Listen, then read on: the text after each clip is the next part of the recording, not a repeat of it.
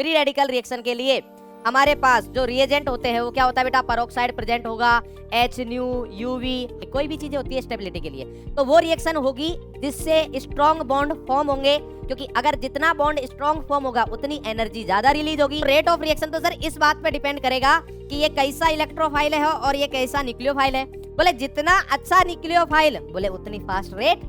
अगर 2 M effect लग रहे हैं तो उस एम इफेक्ट के अकॉर्डिंग अटैक होगा जो रिंग को एक्टिवेट कर रहा है। हेलो दोस्तों, स्वागत है आप सबका फिजिक्स वाला की दुनिया में। मैं हूं मोहन सिंह और आज मैं आपके लिए लेके आया बेटा रफ्तार सीरीज में रिएक्शन मैकेनिज्म का लेक्चर नंबर 3। आई होप आपने लेक्चर नंबर 1 और 2 रिएक्शन मैकेनिज्म का देख लिया होगा, क्योंकि अगर नहीं देखा है तो बेटा सबसे पहले वो लेक्चर देखे देन आप इधर आए। लास्ट लेक्चर की अगर हम बात करें जो लेक्चर नंबर 2 था, तो उसमें हमने क्या डिस्कस किया था, उसमें हमने डिस्कस किया था एडिशन, इलेक्ट्रोफिलिक एडिशन रिएक्शन की थी, और साथ ही साथ में हमने रीअरेंजमेंट डिस्कस किया था, जो कि ऑर्गेनिक केमिस्ट्री का बहुत ज्यादा इंपॉर्टेंट टॉपिक है। ठीक है, इस लेक्चर में क्या पढ़ने वाले हैं? इस लेक्चर में पढ़ने वाले हैं हम जो आपने बहुत सुना होगा, एंटी मार्कोनिकॉफ रूल, मतलब फ्री रेडिकल एडिशन रिएक्शन, और देन हम स्टार्ट करेंगे कौन सी रिएक्शंस बेटा, सब्स्टिट्यूशन रिएक्शन। क्लियर है, ये हम डिस्कस करेंगे। सब्स्टिट्यूशन में कौन कौन सी डिस्कस करेंगे? सब्स्टिट्यूशन में हमारे पास होगा बेटा फ्री रेडिकल सब्स्टिट्यूशन रिएक्शन और इलेक्ट्रोफिलिक एरोमेटिक सब्स्टिट्यूशन। अब मैं बता देता हूं आपको, इलेक्ट्रोफिलिक एरोमेटिक सब्स्टिट्यूशन में हमारा जो हाइड्रोकार्बन का बेंजीन वाला पार्ट है वो 80% तक कंप्लीट हो जाएगा। 80% तक सिर्फ आपको इलेक्ट्रोफाइल वाली चीजें उधर देखनी है, बाकी पूरा इधर कवर हो जाएगा। ठीक है, और जो हम पढ़ेंगे बेटा फ्री रेडिकल सब्स्टिट्यूशन रिएक्शन, वो हमारे पास एल्केन चैप्टर का 80% तक। केमिकल प्रॉपर्टीज की अगर मैं बात करूं तो केमिकल प्रॉपर्टीज 80 to 85% तक कवर हो जाएंगी। ठीक है, तो बेटा आप समझ सकते हो कि कितनी इंपॉर्टेंट पार्ट है ये हमारे पास। और एरोमेटिक वाला तो ऐसा पार्ट है बेटा जो 12th में भी यूज होगा, चाहे आप एल्काइल हैलाइड वाला चैप्टर ले लेना, चाहे आप एल्कोहल फिनोल ईथर वाला ले लेना, चाहे फिर aldehyde ketone carboxylic acid amine कोई भी लो बेटा, हर में यूज होना है, सेम कॉन्सेप्ट चलेगा। तो चलिए स्टार्ट करते हैं हम। ये हमारा टुडेज टॉपिक हो गया free radical addition reaction, substitution reaction, elimination reactions के बारे में देखते हैं कि हम कितना कर पाते हैं। अगर कर पाएंगे तो ये इधर रहेगा, अदरवाइज हट जाएगा। ठीक है भाई, चलो देखते हैं भाई। तो लास्ट लेक्चर में हमने क्या पढ़ा था बेटा? लास्ट लेक्चर में हमने पढ़ा था कि इलेक्ट्रोफिलिक एडिशन रिएक्शंस पढ़ी थी, देन हमने पढ़ा था बेटा रीअरेंजमेंट। तो इलेक्ट्रोफिलिक एडिशन रिएक्शन हमने पढ़ी, तो उसमें हमने एक लॉ पढ़ा था, कौन सा था बेटा? मार्कोनिकॉफ। ठीक है, कि जो भी हम एडिशन करेंगे इलेक्ट्रोफाइल का वो मार्कोनिकॉफ रूल के अकॉर्डिंग करेंगे। तो मैंने आपको बताया था कि मार्कोनिकॉफ ने ऐसा कुछ ज्यादा किया नहीं था, बेवकूफ बनाया था बस। ठीक है, क्योंकि हम जो भी एडिशन करते हैं वो किसके अकॉर्डिंग करते हैं? जो कैटायन स्टेबल होगा उसके अकॉर्डिंग ही चीजें करेंगे। अगर वो कॉन्सेप्ट आपका क्लियर है तो आपको मार्कोनिकॉफ रूल लगाने की जरूरत नहीं है। ठीक है, अब मार्कोनिकॉफ ने बोला क्या था ये भी बता देते हैं भाई। तो मार्कोनिकॉफ ने आपको बताया था कि जो डबल बॉन्डेड 2 कार्बन है उनमें से हाइड्रोजन उस वाले कार्बन के पास जाएगा जिस कार्बन के पास पहले से हाइड्रोजन ज्यादा है। ये बताया था आपको किसने? मार्कोनिकॉफ ने। ठीक है, इतना ही बताया था। इसके बाद न्यूक्लियोफाइल कहां जाएगा उसके बारे में बात नहीं कही थी उसने। ठीक है, ये हो गया। अब आप जब इधर इस रिएक्शन को देखते हो, कौन सी हमारे पास? Free radical addition reaction. ठीक है, तो फ्री रेडिकल एडिशन रिएक्शन की हम बात करेंगे तो हम बात करेंगे अभी एल्कीन की बात करेंगे। तो इसमें जो हमारे पास रिएजेंट यूज होंगे कि सर कब हमें free radical free radical addition का पता चलेगा, तो मैंने आपको पहले ही बताया था लेक्चर नंबर 1 में जब बॉन्ड फ्यूजन बताया था कि फ्री रेडिकल रिएक्शन के लिए हमारे पास जो रिएजेंट होते हैं वो क्या होता है बेटा? पेरोक्साइड प्रेजेंट होगा, H new UV, high temperature, ये सारी चीजें प्रेजेंट होती है। तो देखो आपको क्या मिल रहा है इधर? R2O2H न्यू, ये है बेटा। तो ये हो गया हमारे पास रिएजेंट, और HBr, ध्यान रखना HBr ही होना चाहिए, HCl HIHF वगैरह कुछ नहीं चलेगा। ठीक है, रिएक्शन का नेम क्या हमारे पास? ये जो रिएक्शन होती है इसको खरास इफेक्ट बोलते हैं, या फिर पेरोक्साइड इफेक्ट भी बोल सकते हैं, और एंटी मार्कोनिकॉफ इफेक्ट भी बोलते हैं। एंटी मार्कोनिकॉफ क्यों बोलते हैं देखते हैं भाई। हमारे पास ये एल्कीन, एक शानदार सा एल्कीन दिख रहा है आपको, RCH डबल बॉन्ड CH2, इसके साथ हम रिएक्शन करा रहे हैं HBr की, ठीक है। किसके प्रेजेंस में? R2O2 ऑर्गेनिक पेरोक्साइड और HNu के प्रेजेंस में करा रहे हैं।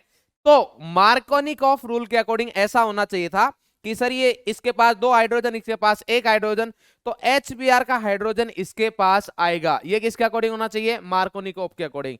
अब आप प्रोडक्ट देखिए, क्या ऐसा हुआ है? नहीं, बिल्कुल नहीं हुआ, क्योंकि इसके पास H आना चाहिए था, बट इसके पास क्या ऐड हुआ है बेटा? Br। तो इसलिए इस वाले प्रोडक्ट को क्या बोलते हैं हम? Anti Markovnikov product. और इस इफेक्ट को क्या बोल रहे हैं? Anti Markovnikov effect. मतलब जो अभी तक हमने पढ़ा है, जो इलेक्ट्रोफिलिक एडिशन में पढ़ा था, तो जहां पर फ्री रेडिकल एडिशन हो रहा है वहां इसका अपोजिट हो रहा है। क्यों? क्योंकि भाई Br हमारे पास इंटरनल वाले पर आता था, इधर आ रहा है टर्मिनल पे। क्वेश्चन आता है हमारे पास कि सर क्यों हो रहा है? क्वेश्चन भाई यही आता है कि सर क्यों हो रहा है। तो इसको हम पढ़ेंगे बेटा मैकेनिज्म में। तो मैकेनिज्म स्टार्ट करते हैं कि कहानी किस तरीके से स्टार्ट होती है। तो ये कहानी है मैकेनिज्म की, इसकी 3 स्टेप में कंप्लीट होगी। मतलब कितने स्टेप की मैकेनिज्म है बेटा? 3 स्टेप मैकेनिज्म। कितने स्टेप की मैकेनिज्म है? 3 स्टेप मैकेनिज्म। तो इधर हम लिखेंगे 3 step mechanism, 3 step mechanism. 3 step में खत्म होगी, ठीक है।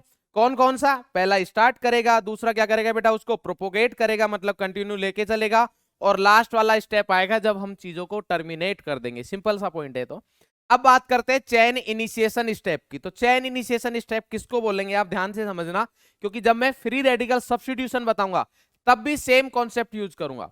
तो चेन इनिशिएशन स्टेप वो होगा जब हमारे पास जो रिएक्शन में फ्री रेडिकल यूज हो रहा है वो एक बार फॉर्म हो जाएगा तो चेन इनिशिएट हो जाएगी। अब देखना ध्यान से, सबसे पहले हम फ्री रेडिकल है, तो हमारे पास फ्री रेडिकल क्या है बेटा? ROOR। ये हमारे पास है ऑर्गेनिक पेरोक्साइड, इसकी रिएक्शन HNu के साथ करा रहे हैं बेटा, HNu के प्रेजेंस में। तो मैंने बताया था कि अगर इस टाइप का आता है तो बॉन्ड का फ्यूजन होता है होमोलाइसिस। कौन सा होता है? होमोलाइसिस। तो जिन भी बच्चों ने लेक्चर देखा होगा उनको पूरी कहानी रिकॉल हो रही होगी। क्लियर है बेटा? तो इधर से सर हमारे पास फ्री रेडिकल बन गया ट्वाइस RO, ये आ गया फ्री रेडिकल। क्लियर है भाई? अभी ये हमारे पास रिएक्शन में कहीं यूज नहीं होगा, तो अभी चेन इनिशिएट नहीं हुआ है, ठीक है। अब हम क्या करते हैं? हमारे पास है HBr। क्या है बेटा? HBr की रिएक्शन RO डॉट के साथ करते हैं, RO फ्री रेडिकल। क्लियर है? अब ये फ्री रेडिकल है, ठीक है, तो इधर से भी बॉन्ड का जो फ्यूजन होगा, इधर से भी जो बॉन्ड का फ्यूजन होगा फ्री रेडिकल ही होना चाहिए भाई। ऑब्वियस सी बात है ना, क्योंकि इसके पास 1 इलेक्ट्रॉन है, तो इधर से भी जो बॉन्ड का फ्यूजन होगा तो 1 इलेक्ट्रॉन का ही होगा। तो इधर से आ गया ये बॉन्ड अपना इलेक्ट्रॉन ले, मतलब ये हाइड्रोजन अपना इलेक्ट्रॉन लेके जाएगा, Br अपना इलेक्ट्रॉन लेके जाएगा। तो इधर हमारे पास फॉर्म हो जाएगा बेटा ROH, और प्लस में आ गया हमारे पास Br डॉट। क्या आ गया बेटा? प्लस में आ गया हमारे पास Br डॉट, ये आ गया भाई Br डॉट। तो ये हमारे पास चेन इनिशिएट हो गई है। क्यों? क्योंकि हमें Br डॉट की जरूरत थी, ये रिएक्शन में यूज होगा, ये रिएक्शन में यूज होगा। बोले सर बात तो आपकी बिल्कुल सही है, चमक गई हमें, बट एक छोटा सा डाउट है, एक छोटा सा डाउट है कि सर आपने क्या किया इधर? आपने सर ये किया है कि आपके पास 2 ऑप्शन थे। कौन कौन से? एक सर आपके पास H डॉट था, ठीक है, एक सर आपके पास Br डॉट था, बिल्कुल सही है।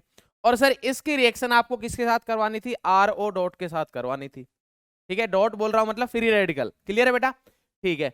तो सर आपने तो इधर ROH ही क्यों बनाया है, ROBr क्यों नहीं बनाया?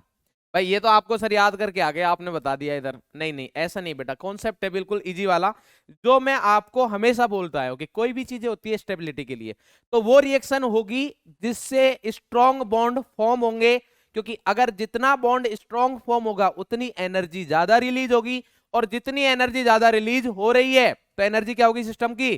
कम, और एनर्जी कम स्टेबिलिटी ज्यादा, यही तो चाहिए, ठीक है। तो अगर मैं इधर से बॉन्ड फॉर्म करूं, तो अब आप बेटा केमिकल बॉन्डिंग पढ़ चुके हो, और उसमें आपने पढ़ा है कि एक बॉन्ड बन रहा है आपके पास ROH, और एक बॉन्ड बनेगा ROBr। तो कौन सा बॉन्ड मोर स्टेबल है ये आपको बताने की जरूरत तो नहीं है, बट हम फिर भी बता देते हैं कि ये बॉन्ड फॉर्म होगा, ये नहीं होगा। क्यों? क्योंकि ऑक्सीजन और हाइड्रोजन के बीच का बॉन्ड स्ट्रॉन्ग होगा। बॉन्ड एटम्स का साइज जितना कम, ओवरलैपिंग उतनी अच्छी, जितनी ओवरलैपिंग अच्छी बेटर ओवरलैपिंग, तो उतना ही बॉन्ड क्या होगा, स्ट्रॉन्ग होगा। क्लियर है बेटा? तो इसलिए हमारे पास ROH बना है, ROBR हमने नहीं बनाया। ठीक है सर, अब मजा आ गया, बिल्कुल समझ में आ गई बात। ठीक है, अब ये हो गया हमारे पास चेन इनिशिएशन हो गया। अब ये Br डॉट जाएगा किसके पास, एल्कीन के पास, क्योंकि रिएक्शन तो हम एल्कीन के ऊपर ही करा रहे हैं। तो अब भाई एल्कीन को पकड़ो, एल्कीन का है हमारे पास ये रहा RCH डबल बॉन्ड CH2। अब मैकेनिज्म आप खुद बना सकते हो, ऐसा कुछ नहीं है। देखो भाई ये Br डॉट है, बिल्कुल सर। तो क्या सर अब हम ये माने कि कॉमन सेंस तो ये बोलता है और कॉन्सेप्ट भी यही बोलता है कि सर अगर ये Br डॉट है, इधर Br रेडिकल है, तो ये जो डबल बॉन्ड है ये भी रेडिकल, मतलब होमोलाइसिस विजन होगा इसका। बिल्कुल सही बात है आपकी, मैं मानता हूं, इस बात के साथ एग्री होता हूं। तो बट सर क्वेश्चन ये आता है कि इस Br को किसके साथ ऐड करें, क्योंकि दो कार्बन है ना, तो दोनों के साथ करके देखते हैं भाई, हमें नहीं पता तो हम तो दोनों के साथ देखेंगे। ठीक है भाई, तो अगर दोनों के साथ देखें तो एक है RCH और इधर कर दिया मैंने Br और इधर बच गया फ्री रेडिकल, प्लस दूसरी पॉसिबिलिटी क्या है RCH, इधर आ गया Br और ये आ गया हमारे पास CH2 फ्री रेडिकल। बोले सर ये तो सेम वैसा ही केस हो गया जैसा हमने इलेक्ट्रोफिलिक एडिशन में किया था, उधर दो कार्बोकेटाइन बने थे, इधर फ्री रेडिकल मैकेनिज्म हो रही है तो रेडिकल बन गए। इनमें से जो ज्यादा स्टेबल रेडिकल होगा सर वो मेजर प्रोडक्ट बनाएगा। क्लियर है भाई? बिल्कुल।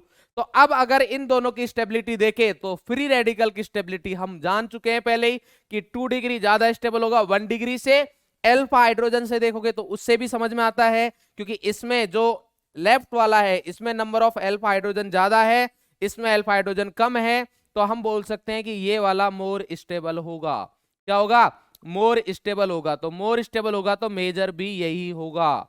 बात समझ में आ रही है नहीं आ रही? मतलब ये प्रोडक्ट हमारे पास मेजर प्रोडक्ट बनाएगा, ये बहुत कम क्वांटिटी में बनेगा। बात समझ में आ रही नहीं आ रही बेटा? तो ये क्या है हमारे पास, लेस स्टेबल।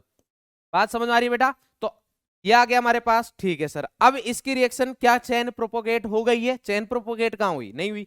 इधर तो हमारे पास Br रेडिकल यूज हुआ था और वो खत्म हो गया, तो प्रोपोगेट कहां हुई बेटा? ये तो प्रोपोगेट नहीं हुई ना, तो Br रेडिकल फिर से जनरेट होना चाहिए। तो Br रेडिकल कहां से मिले? Br रेडिकल तो सर HBr से ही मिल सकता है हमारे पास। तो अब ये जो प्रोडक्ट, अब इसको नहीं लेके चल रहे क्योंकि ये तो लेस स्टेबल है ना, तो इससे तो माइनर प्रोडक्ट बनेगा, इसकी बात नहीं करेंगे। ये आ गया हमारे पास मोर स्टेबल, तो इसकी रिएक्शन HBr के साथ करा देंगे। इसकी रिएक्शन किसके साथ करा देंगे? HBr के साथ करा देंगे। तो HBr के साथ कराते हैं भाई, क्या बनेगा देखो, ये आएगा हमारे पास RCH, इधर है हमारे पास फ्री रेडिकल, ये है CH2 और इधर है शानदार Br और इधर से आया हमारे पास HBr। ठीक है, और क्या बन जाएगा इधर से? ये सर फिर से इधर अगर फ्री रेडिकल है तो इधर से भी फ्री रेडिकल ही जनरेट होंगे। तो ये बॉन्ड ऐसे क्यों ब्रेक कर रहा हूं मैं? ऐसे बॉन्ड को ब्रेक नहीं कर रहा, देखो ध्यान से देखना, मैंने कोई भी बॉन्ड को ऐसे ब्रेक नहीं किया है, क्योंकि अगर ऐसे ब्रेक करता हूं इसका मतलब ये कि बॉन्ड के दोनों इलेक्ट्रॉन एक ही एटम के पास जा रहे हैं। क्लियर है? बट अगर मैं एक ही एरो लगाऊंगा मतलब एक इलेक्ट्रॉन जा रहा है। ठीक है, हाँ भाई। तो अब इधर हमारे पास कंपाउंड बन जाएगा जो कि प्रोडक्ट भी होगा हमारा RCH, इधर आ गया H, ये आ गया सर CH2Br। बोले हाँ सर ये बन गया, यही हमारा मेजर प्रोडक्ट है और यही वो प्रोडक्ट है जिसकी हम बात कर रहे थे। क्या इसमें कुछ भी याद करने की जरूरत है? नहीं है। क्या कुछ अलग कॉन्सेप्ट लगाया है? नहीं, अभी भी हमने वही कॉन्सेप्ट लगाया है कि जो इंटरमीडिएट ज्यादा स्टेबल होगा उसी का प्रोडक्ट मेजर होगा। बात समझ में आ रही नहीं आ रही? तो इधर भी यही हो रहा है। तो सर HBr का एडिशन जब हमने विदाउट ये विदाउट परोक्साइड के कराया था, मतलब इलेक्ट्रोफिलिक एडिशन में, और इसमें क्या चेंज आया, क्या हो रहा है ऐसा?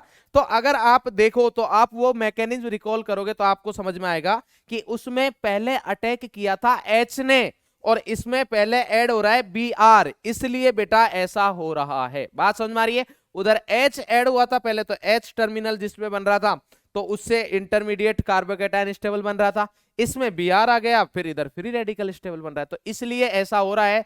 कॉन्सेप्ट सेम है, कॉन्सेप्ट चेंज नहीं होते हैं। क्लियर है बेटा? ये बात समझ में आती है सर? ठीक है। बोले सर कहानी तो ठीक है आपकी, ये हमें समझ में भी आ गया, बट फिर से एक छोटा सा डाउट है। बोले क्या? बोले डाउट ये है सर, जैसा आपने अभी बताया था कि ROH वाले में आपने ROH बना दिया, ROBr नहीं बनाया, तो सर इधर भी तो आपने C के साथ H को ऐड किया है, Br को क्यों नहीं किया? तो उसका कॉन्सेप्ट भी क्या सर सेम है? बिल्कुल बेटा सेम ही है, कॉन्सेप्ट चेंज नहीं होते हैं।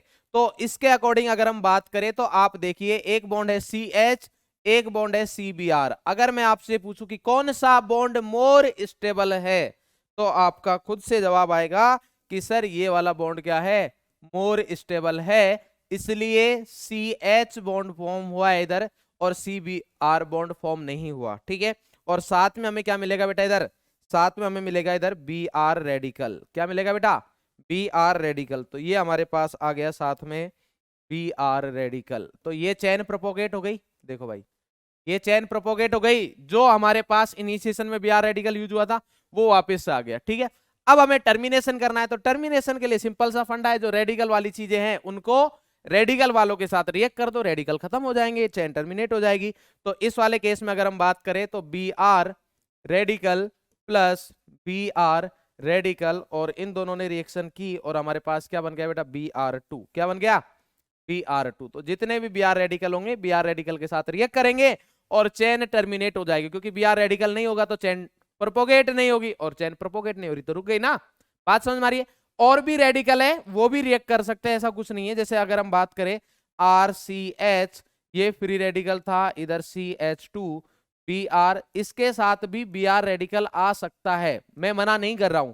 बट मैंने आपको पहले बताया था कि ऑर्गेनिक केमिस्ट्री में आप कोई भी मैकेनिज्म पढ़ रहे हो, कोई भी रिएक्शन पढ़ रहे हो, तो उसमें बहुत सारे पाथ होते हैं, बट हम उस पाथ की स्टडी करते हैं जो मोर फेवरेबल है और जो ज्यादा होता है। जो बहुत कम होता है उसको नहीं पढ़ते, तो ये वेरी लेस अमाउंट में होता है, इसलिए आप इसको नहीं देखते हैं। क्लियर है? और एक रेडिकल और भी है हमारे पास, कौन सा? ये रेडिकल इसी रेडिकल के साथ रिएक्ट करे, वो भी चांसेज है, बट वो very very very very less है, तो उसको तो वैसे पढ़ने का मतलब नहीं है। तो अब आपको कहानी समझ में आती है कि सर ये हमारे पास मैकेनिज्म आ गई, क्यों वो मोर स्टेबल है, क्यों मेजर है, सारी चीजें समझ में आती है। ठीक है, अब नोट देखिए बेटा, नोट ये कि ये जो एंटी मार्कोनिकोफ रूल है ना, ऐसा नहीं कि आप कभी भी लगा सकते हो कि आपने पेरोक्साइड देखा लगा दिया, नहीं, या फिर आपने HBr देखा लगा दिया, नहीं, ऐसा नहीं होगा। आपको दोनों चीजें जरूरी है। कौन कौन सी? HBr का होना भी जरूरी है, HBr का होना भी जरूरी है, और पेरोक्साइड का होना भी जरूरी है। HBr का होना भी जरूरी है और पेरोक्साइड का होना भी जरूरी है। अगर इन दोनों में से कोई भी एक प्रेजेंट नहीं हुआ तो एंटी मार्कोनिकोफ नहीं लगेगा, उधर फ्री रेडिकल एडिशन नहीं होगा, उधर सिंपल एडिशन होगा। कौन सा? Electrophilic addition mechanism. तो उसके अकॉर्डिंग प्रोडक्ट बनाएंगे। आई होप आपको ये सारी चीजें अच्छे से क्लियर हो गई होंगी, और क्वेश्चंस देखते हैं, आपको और अच्छे से क्लियर हो जाएंगी चीजें। ठीक है, तो इधर नोट पॉइंट हम लिख सकते हैं कि only HBr undergoes anti Markovnikov among HX, मतलब HCl, HF and HI show नहीं करते हैं। HCl एंड HI, HF की तो हम बात ही नहीं करते क्योंकि वो बहुत ज्यादा रिएक्टिव होता है।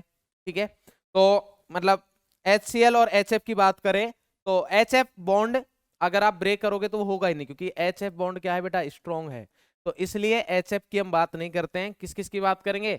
HCl और HI, तो ये नहीं होते हैं। HCl एंड HI, मैं इधर लिख देता हूं आपको, HCl and HI don't undergo anti Markovnikov. HCl and HI don't follow anti Markovnikov rule, ऐसे लिख रहा हूं मैं। ठीक है बेटा, समझ जाना, एंटी मार्कोनिकोफ रूल। क्लियर है बेटा? HCl एंड HI नहीं फॉलो करते हैं। इसका रीजन क्या है आपको पूछा नहीं जाएगा, मैं थोड़ा सा समझा देता हूं आपको। देखो भाई, कहानी यह है कि मैंने आपको अभी भी बताया है कि रिएक्शन वही होगी जो हमारे पास स्टेबिलिटी की साइड जाएगी, जो हमारे पास किसकी साइड जाएगी बेटा, स्टेबिलिटी की साइड जाएगी। तो अगर उसके अकॉर्डिंग हम बात को देखें तो बात क्या बोलती है, बात ये बोलती है कि सर ये हमारे पास HCl है, तो देखो HCl वाला फंडा कहां पे यूज में आएगा, जब आप इधर देखो, इधर आपने क्या किया है, HBr बॉन्ड को ब्रेक किया। क्या किया बेटा? HBr बॉन्ड को ब्रेक किया है, बट HBr बॉन्ड और अगर आप HCl है, एक HBr है। तो अगर आप इन दोनों बॉन्ड को ब्रेक करते हो तो आप बताइए कि आपके पास कौन सा, हाँ, HCl और HBr बॉन्ड में से किस बॉन्ड को आप इजीली ब्रेक कर सकते हो? बोले सर जो वीक बॉन्ड है उसको इजीली ब्रेक करेंगे। तो आपको पता है कि HBr बॉन्ड वीक है कंपेयर टू HCl के। तो जब आप HCl बॉन्ड को ब्रेक करोगे, जब आप HCl बॉन्ड को ब्रेक करोगे तो उस वाले केस में ये जो स्टेप है, ये स्टेप ये कैसा हो जाएगा? एंडोथर्मिक। क्या हो जाएगा बेटा? एंडोथर्मिक। बात समझ में आ रही नहीं आ रही? मतलब HCl बॉन्ड को ब्रेक करने के लिए जो एनर्जी चाहिए वो इधर जो बॉन्ड फॉर्म हो रहा है उससे कम, ब्रेक करने के लिए एनर्जी जो चाहिए वो उससे ज्यादा होती है जो इधर फॉर्म हो रहा है। मतलब ये टोटल ओवरऑल प्रोसेस कैसा होता है? एंडोथर्मिक। इसलिए HCl नहीं हो सकता। बोले सर ठीक है, HI तो सर HI में तो कोई समस्या नहीं होनी चाहिए, HI तो HBr से भी अच्छा हो जाएगा। बोले बात तो सही है आपकी, अच्छा लॉजिक लगाया है, बट क्वेश्चन इधर आता है, HI तो इधर ही नहीं आ पाता। बोले सर कैसे? कि अगर आप इधर देखोगे तो देखो कार्बन कार्बन डबल बॉन्ड है इधर। बोले हाँ सर है। और इधर हमारे पास CX बॉन्ड फॉर्म हो रहा है। भाई carbon carbon double bond break होके CX बॉन्ड फॉर्म हो रहा है, बिल्कुल सही है। तो CX बॉन्ड में कौन सा बॉन्ड फॉर्म होगा? CI। और इधर कौन सा बॉन्ड ब्रेक होगा? Pi bond. तो मैं मानता हूं कि पाई बॉन्ड वीक होते हैं सिग्मा बॉन्ड के कंपेयर में, बात सही है, बट वो किसी एक्सटेंट तक ही होंगे ना। ऐसे थोड़ी है कि मैं रैंडम ही बोल सकता हूं कि हमेशा पाई बॉन्ड वीक होते हैं सिग्मा बॉन्ड से, कोई भी सिग्मा हो, नहीं, ऐसा नहीं चलेगा यार। अब देखो हमारे पास CI बॉन्ड है तो I का साइज बहुत ज्यादा है, तो ये जो CI का ये सिग्मा बॉन्ड है ये वीक होता है कार्बन कार्बन डबल बॉन्ड के, मतलब कार्बन कार्बन पाई बॉन्ड है उसके। क्या मतलब हुआ इसका? अगर सर ये वीक है तो इधर जो एनर्जी रिलीज हो रही है मान लो X है, और इधर हमें जो एनर्जी चाहिए इस बॉन्ड को ब्रेक करने के लिए वो Y है। तो मैं ये बोल रहा हूं कि Y की वैल्यू X से ज्यादा है, मतलब ये वाला स्टेप भी कैसा हो गया? एंडोथर्मिक हो गया है। इसलिए HI नहीं हो सकता, और इस इधर ये वाला स्टेप HCl के केस में एंडोथर्मिक हो रहा है, इसलिए क्या नहीं हो सकता? HCl नहीं हो सकता। तो मेरे हिसाब से आपको चीजें समझ में आ गई होंगी। क्लियर है बेटा? पूछा नहीं जाएगा बट मैंने आपको थोड़ा सा बता दिया है। तो अगर आपको नोट डाउन करना हो तो लिख सकते हो कि ये वाला स्टेप HI के लिए एंडोथर्मिक है और ये वाला स्टेप HCl के लिए एंडोथर्मिक है। रीजन मैंने आपको बता दिया है। चलो अब भाई क्वेश्चन क्वेश्चन खेलते हैं। थोड़ा क्वेश्चन है हमारे पास, चलो सोल्व करेंगे बेटा। जल्दी से आप वीडियो पॉज करें और क्वेश्चन को सोल्व करेंगे, ठीक है? तो हमारे पास इधर आता है कि सर ये है आपके पास सिंपल सा क्वेश्चन है, CH3 CH double bond CH2, और इधर हमने रिएक्शन कराई HBr की। बोले सर HBr आ गया है, बस अब तो हम कर देंगे एंटी मार्कोनिकोव। सर जिधर H ऐड होता था उधर क्या ऐड हो जाएगा? Br ऐड हो जाएगा। तो सर देखो ये प्रोडक्ट आ गया CH3 CH, और इधर है CH2, तो इधर होना चाहिए था H, बट इधर आ जाएगा Br, इधर आ गया H। बोले सर ये प्रोडक्ट आ गया। जैसे ही आपने ये किया तो बेटा इस बार आपके अगर घर वालों ने लेक्चर देखा होगा वो लाफा मार देंगे आपके ऊपर। क्यों? मैंने आपको बहुत अच्छे शब्दों में बोला है कि भैया दोनों चीजें जरूरी है, HBr भी और पेरोक्साइड भी। इधर HBr तो है बट पेरोक्साइड मिसिंग है, इसलिए ये प्रोडक्ट रॉन्ग है। तो भैया राइट क्या है? तो राइट इधर है बेटा, राइट इधर लिया जाएगा कि इधर आएगा हमारे पास CH3 CH, इधर आएगा Br, और इधर आएगा CH2H। सिंपल, क्योंकि कुछ क्या बोलते हैं रीअरेंजमेंट वगैरह के कुछ पॉसिबिलिटी है नहीं इधर, ठीक है? तो ये हमारे पास प्रोडक्ट बनेगा। बात समझ में आ रही नहीं आ रही? क्यों? क्योंकि इधर जो रिएक्शन हो रही है वो हो रही है इलेक्ट्रोफिलिक एडिशन रिएक्शन, EAR होगी। बात समझ में आ गई बेटा? ठीक है। बोले ठीक है सर कोई दिक्कत नहीं, इस बार गलती कर दी, हम नेक्स्ट टाइम गलती नहीं करेंगे। तो हमें ये सुन के बहुत अच्छा लगा। तो चलिए भाई नेक्स्ट क्वेश्चन लेके आए हम आपके लिए। तो नेक्स्ट क्वेश्चन आपके पास है बेटा कि देखो ये है हमारे पास CH3, और इधर आया CH double bond CH2 plus HCl, और ये है आपके पास बढ़िया वाला पेरोक्साइड। बोले भैया क्लियर है? तो अब इस वाले केस में आप करोगे तो क्या होगा बताओ? तो सर इस वाले केस में सर पेरोक्साइड है, इस बार तो हम गलती नहीं करेंगे, और प्रोडक्ट बना देंगे RCH, इधर आ गया H, ये आ गया CH2, इधर आ गया Cl। तो इस बार भी घर वालों की तरफ से आपको एक बढ़िया वाला लाफा, इस बार एक नहीं, एक के साथ एक फ्री और दो मिलेंगे। क्यों?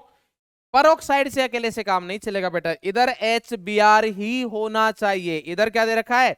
HCl दे रखा है, और HCl के साथ free radical substitution, free radical addition reaction feasible नहीं है। तो कौन सी फिजिबल है?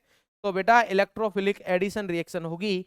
तो इधर एक शानदार रिएक्शन होगी AAR, तो इधर बनेगा CH3CH, ठीक है, और इधर आ जाएगा हमारे पास Cl, और इधर आ गया CH2H। अब बेटा आप है ना ज्यादा स्मार्ट मत बनना यहाँ पर कि सर रॉन्ग वाला क्यों लिखे, रॉन्ग वाला लिखिए, तभी आप जब रिवीजन करोगे तब आपको समझ में आएगा कि यार ये मिस्टेक नहीं करनी है, ये रॉन्ग क्यों है। तब आपको क्लिक करेगा कि सर ने भाई लापे वगैरह की कुछ बात कही थी। बात समझ आ रहा है बेटा?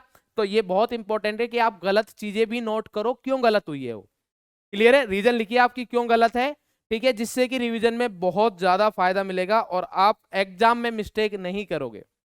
चलो भाई, नेक्स्ट क्वेश्चन अगर हम देखें तो नेक्स्ट क्वेश्चन हमारे पास है CH3, बहुत ले लिया, अब पीएच पर आते हैं थोड़ा। बेंजीन है ना, PHCH डबल बॉन्ड CH2, और इसकी रिएक्शन हमने करा दी है HBr के साथ। क्लियर है? और इधर पेरोक्साइड भी है, क्या है बेटा? पेरोक्साइड। अब बताओ क्या बनेगा इस बार। तो देखो पेरोक्साइड H न्यू देगा नहीं देगा वो चलेगा ना।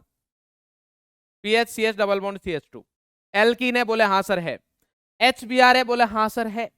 पेरोक्साइड है, बोला है। तो क्या होगा इस बार? हम इलेक्ट्रोफिलिक एडिशन रिएक्शन ना करवा के फ्री रेडिकल एडिशन रिएक्शन कराएंगे, और प्रोडक्ट बनेगा हमारे पास PHCH, इधर Br नहीं आएगा, इधर आएगा H, और ये आ गया हमारे पास CH2Br, एंटी मार्कोनिकॉफ रूल के अकॉर्डिंग होगा इधर। क्लियर है बेटा? तो ये हमारे पास रिएक्शंस है, इसके ऊपर एग्जाम में बहुत बार क्वेश्चंस आ चुके हैं, आप देख सकते हो। तो ये हमारे पास थी बेटा addition reaction. Nucleophilic addition reaction हम 11th क्लास में नहीं पढ़ेंगे, वो हम पढ़ेंगे 12th क्लास में, जब हमारा चैप्टर आएगा aldehyde ketone and carboxylic acid. उसकी मेन रिएक्शन यही है, न्यूक्लियोफिलिक एडिशन रिएक्शन। ठीक है, अब आते हैं हम बेटा किस पर? अब आते हैं हम सब्स्टिट्यूशन रिएक्शंस पर। किस पे आते हैं? Substitution reaction. तो सब्स्टिट्यूशन रिएक्शन में सबसे पहले हमारे पास इलेक्ट्रोफिलिक एरोमेटिक सब्स्टिट्यूशन रिएक्शन, जिसको शॉर्ट में क्या बोल सकते हैं बताओ भाई? इलेक्ट्रोफाइल का E लेते हैं, एरोमेटिक का A लेते हैं, ठीक है, और S का तो सब्स्टिट्यूशन का S, तो ये हो गया हमारे पास इलेक्ट्रोफिलिक एरोमेटिक सब्स्टिट्यूशन EAS। तो शॉर्ट में क्या बोलते हैं? EAS reactions. क्लियर है बेटा? तो रिएक्शन क्या है हमारे पास? रिएक्शन बिल्कुल सिंपल सी है। देखो पहले मैं आपको रिएक्शन बताता हूं, इधर देखते हैं हम। Electrophilic addition, sorry, electrophilic aromatic substitution, electrophilic aromatic substitution, electrophilic, ये हो गया हमारे पास। क्लियर है बेटा? अब देखो क्या होगा हमारे पास? एक शानदार सी बेंजीन होगी, बढ़िया सी, ठीक है, क्योंकि एरोमेटिक की बात कर रहे हैं तो बेंजीन ना आए मतलब कैसे काम चलेगा। इधर आपके पास एक बढ़िया सा इलेक्ट्रोफाइल आएगा, ठीक है, इधर रिएक्शन होगी, तो इधर कोई भी एक H है तो सारे ही H, सभी जगह H है, मैं एक ही H हटा रहा हूं, तो इधर से इस H को हटा के आपको क्या मिल जाएगा बेटा? इधर मिल जाएगा एक इलेक्ट्रोफाइल। तो H भी क्या है? इलेक्ट्रोफाइल है, क्योंकि H प्लस की फॉर्म में निकलेगा, तो H प्लस इलेक्ट्रोफाइल हुआ। इलेक्ट्रोफाइल को इलेक्ट्रोफाइल ने सब्स्टिट्यूट कर दिया, कहां से? एरोमेटिक कंपाउंड से। तो इलेक्ट्रोफाइल को सब्स्टिट्यूट किया है एरोमेटिक कंपाउंड से, इसलिए इस रिएक्शन को हम बोलेंगे इलेक्ट्रोफिलिक एरोमेटिक सब्स्टिट्यूशन। बोले सर ठीक है, कहानी क्या है? कहानी बताइए। तो सारांश बताया है, तो कहानी बेटा हमारे पास ये है। देखो कहानी कहाँ है? ये रही कहानी है हमारे पास। इधर मैकेनिज्म पर आते हैं, तो मैकेनिज्म दो स्टेप में मैकेनिज्म खत्म होती है। सबसे पहले हम बात करते हैं addition of electrophile on benzene ring.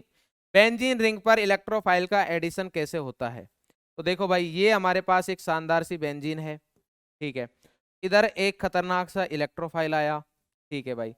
अब इधर क्या होगा? इसको बोलते हैं हम स्टेप 1। क्या बोलते हैं? स्टेप 1, ये हमारे पास स्टेप 1 है। वैसे तो इधर लिखा हुआ है शानदार तरीके से स्टेप 1। अब अगर आप देखें तो ये इलेक्ट्रोफाइल है और बेंजीन रिंग है। बेंजीन रिंग को अगर हम सही से देखें तो हमें डबल बॉन्ड दिखाई देते हैं।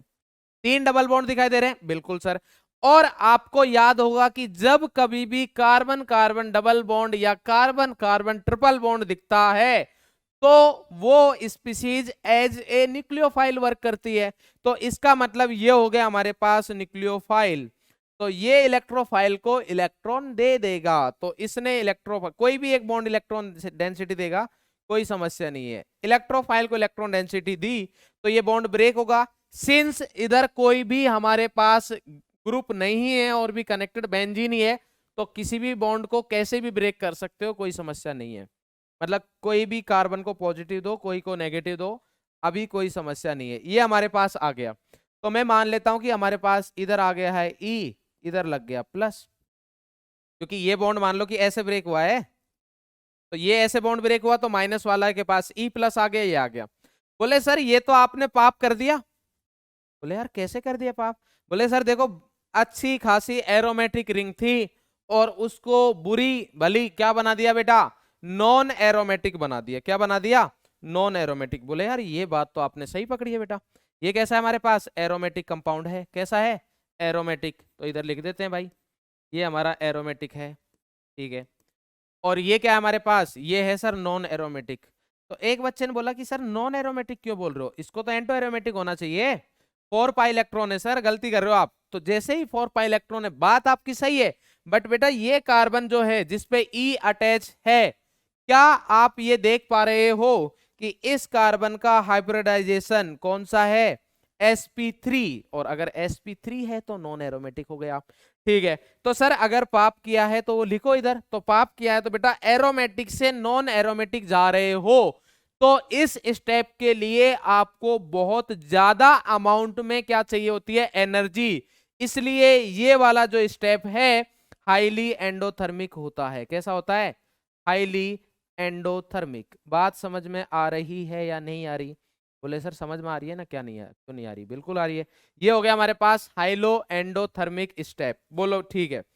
अब आप हाईली एंडोथर्मिक हो रहा है और साथ ही साथ में आप क्या कर रहे हो? एरोमेटिक से नॉन एरोमेटिक बना रहे हो। इसलिए स्टेप 1 जो है ये स्लो स्टेप भी है, और अगर स्लो स्टेप है तो इसको हम RDS बोल सकते हैं क्या? बिल्कुल बोल सकते हो सर, क्योंकि RDS रेट डिटरमाइनिंग स्टेप हम रिएक्शन मैकेनिज्म के सबसे स्लोवेस्ट स्टेप से ही देखते हैं सर।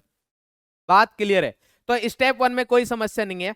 अब मैं आपको एक चीज और ऐड कर रहा हूं, जब कभी भी मतलब अच्छे क्वेश्चंस के लिए यूज होता है ये, ठीक है, बट आप हमेशा दिमाग में रखोगे तो अच्छा है।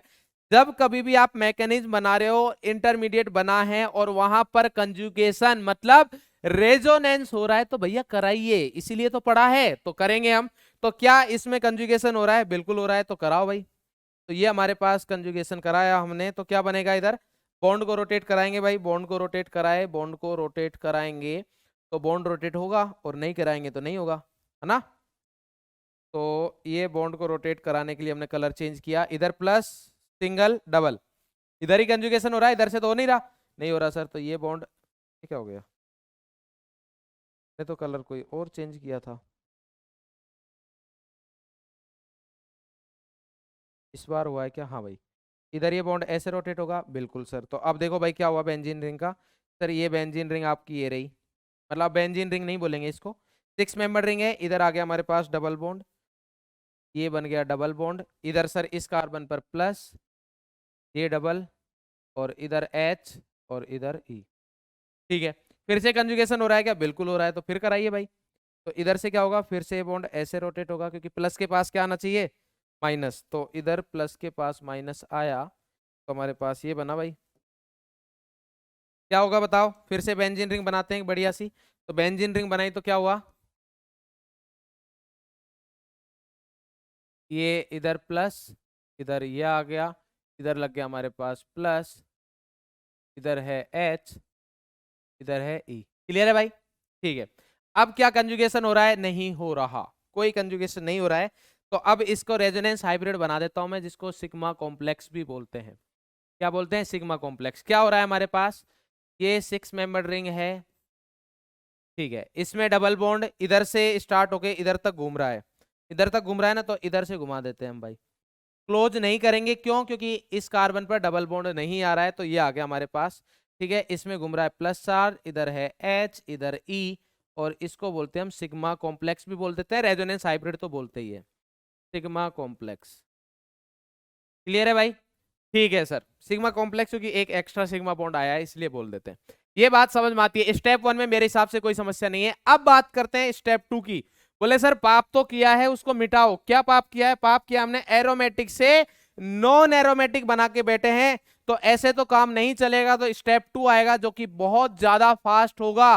क्यों, क्योंकि जो पाप किया है वो हमें मिटाना पड़ेगा, और उसके लिए जो हमारा कंपाउंड कैसा है, नॉन एरोमेटिक है, तो उससे हमारे पास क्या बना है, इधर देखो भाई, लास्ट वाले में डबल बॉन्ड कैसे है, जैसे वैसे लगा देता हूं मैं।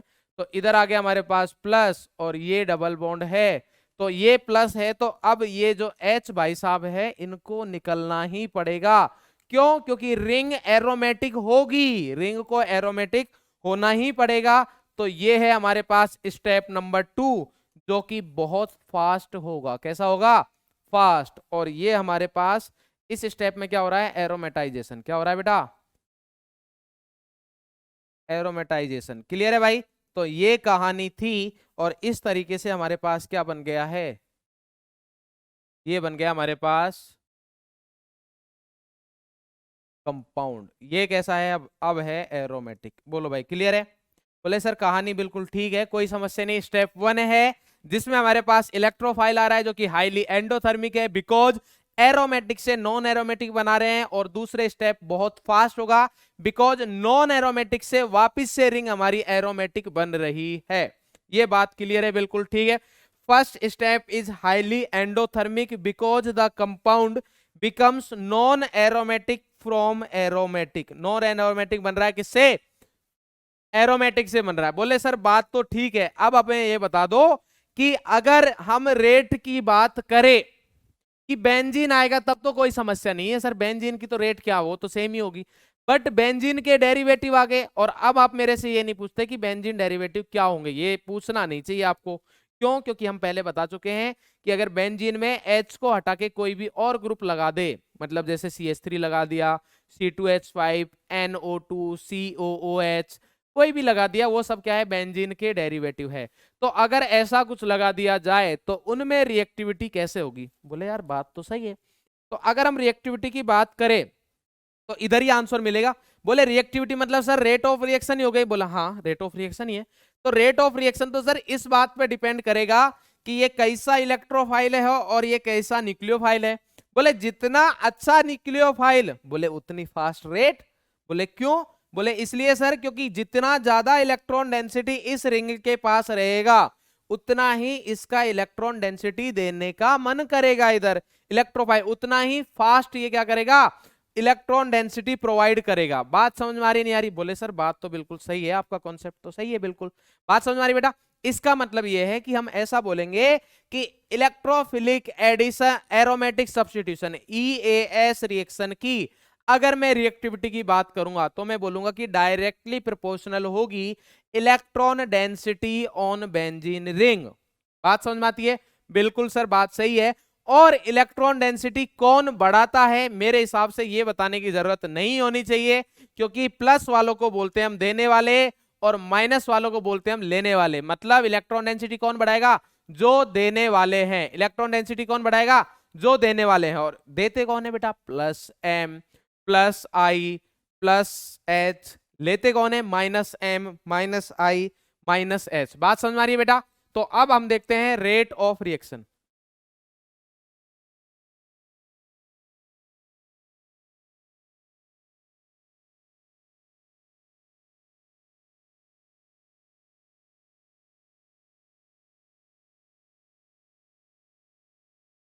हाँ भाई, तो अब रेट ऑफ रिएक्शन की अगर हम बात करें, रिएक्टिविटी की बात करें, तो अब देखिए भाई reactivity of aromatic compounds towards EAS। अब अगर आप इधर ध्यान से देखोगे तो मैं एरोमेटिक कंपाउंड की बात कर रहा हूं। मतलब ये वो टॉपिक है जो आपको एल्काइल एंड एराइल हैलाइड में भी मिलेगा, एल्कोहल, फिनोल, ईथर में फिनोल में मिलेगा, एल्डिहाइड कीटोन में और कार्बोक्सिलिक एसिड में, जो भी एरोमेटिक एल्डिहाइड कीटोन और कार्बोक्सिलिक एसिड की बात करेंगे उधर मिलेगा, एनिलीन में मिलेगा, सब जगह मिलेगा बेटा। तो अब देखते हैं हम, देखो इन EAS electrophilic aromatic substitution electrophile attacks on benzene ring, electrophile कहां अटैक करेगा? बेंजीन रिंग पर अटैक करेगा, ठीक है। So if benzene ring is more electron dense, तो भैया अगर हमारी जो बेंजीन रिंग हुआ है वो अगर मोर इलेक्ट्रॉन डेंस रहेंगी, कैसी रहेंगी? More electron dense, then attraction towards electrophile will be more, so rate of reaction will be high. तो हमने जो बात कही थी वो सही है। इसका मतलब ये हो गया कि sir rate of reaction of EAS directly proportional होगा electron density on benzene ring, electron density on benzene ring या एरोमेटिक रिंग बोल सकते हो, इलेक्ट्रॉन डेंसिटी ऑन रिंग बोल देता हूं इधर, ठीक है, इलेक्ट्रॉन डेंसिटी ऑन रिंग, और इनवर्सली प्रोपोर्शनल होगा, ठीक है, इनवर्सली प्रोपोर्शनल अब इधर बनाएंगे हम, ठीक है। अब इलेक्ट्रॉन डेंसिटी को कौन इंक्रीज करता है? प्लस M करता है, प्लस H करता है और I भी करता है, कौन सा? Plus I।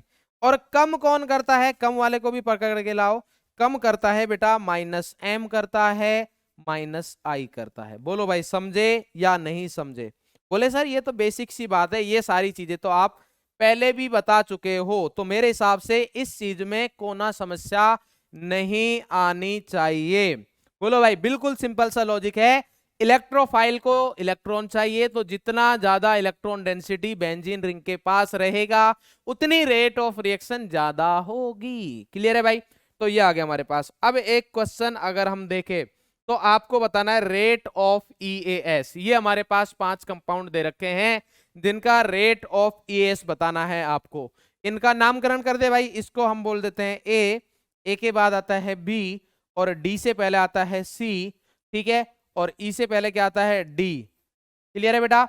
और लास्ट में क्या बोला जाएगा इसको? E। ABCDE की रेट ऑफ रिएक्शन बताना है towards EAS electrophilic aromatic substitution. Video को पॉज करेंगे, क्वेश्चन को सोल्व करोगे। तो अगर हम देखें तो सर हमें ये देखना है कि रिंग तो सब में सेम है।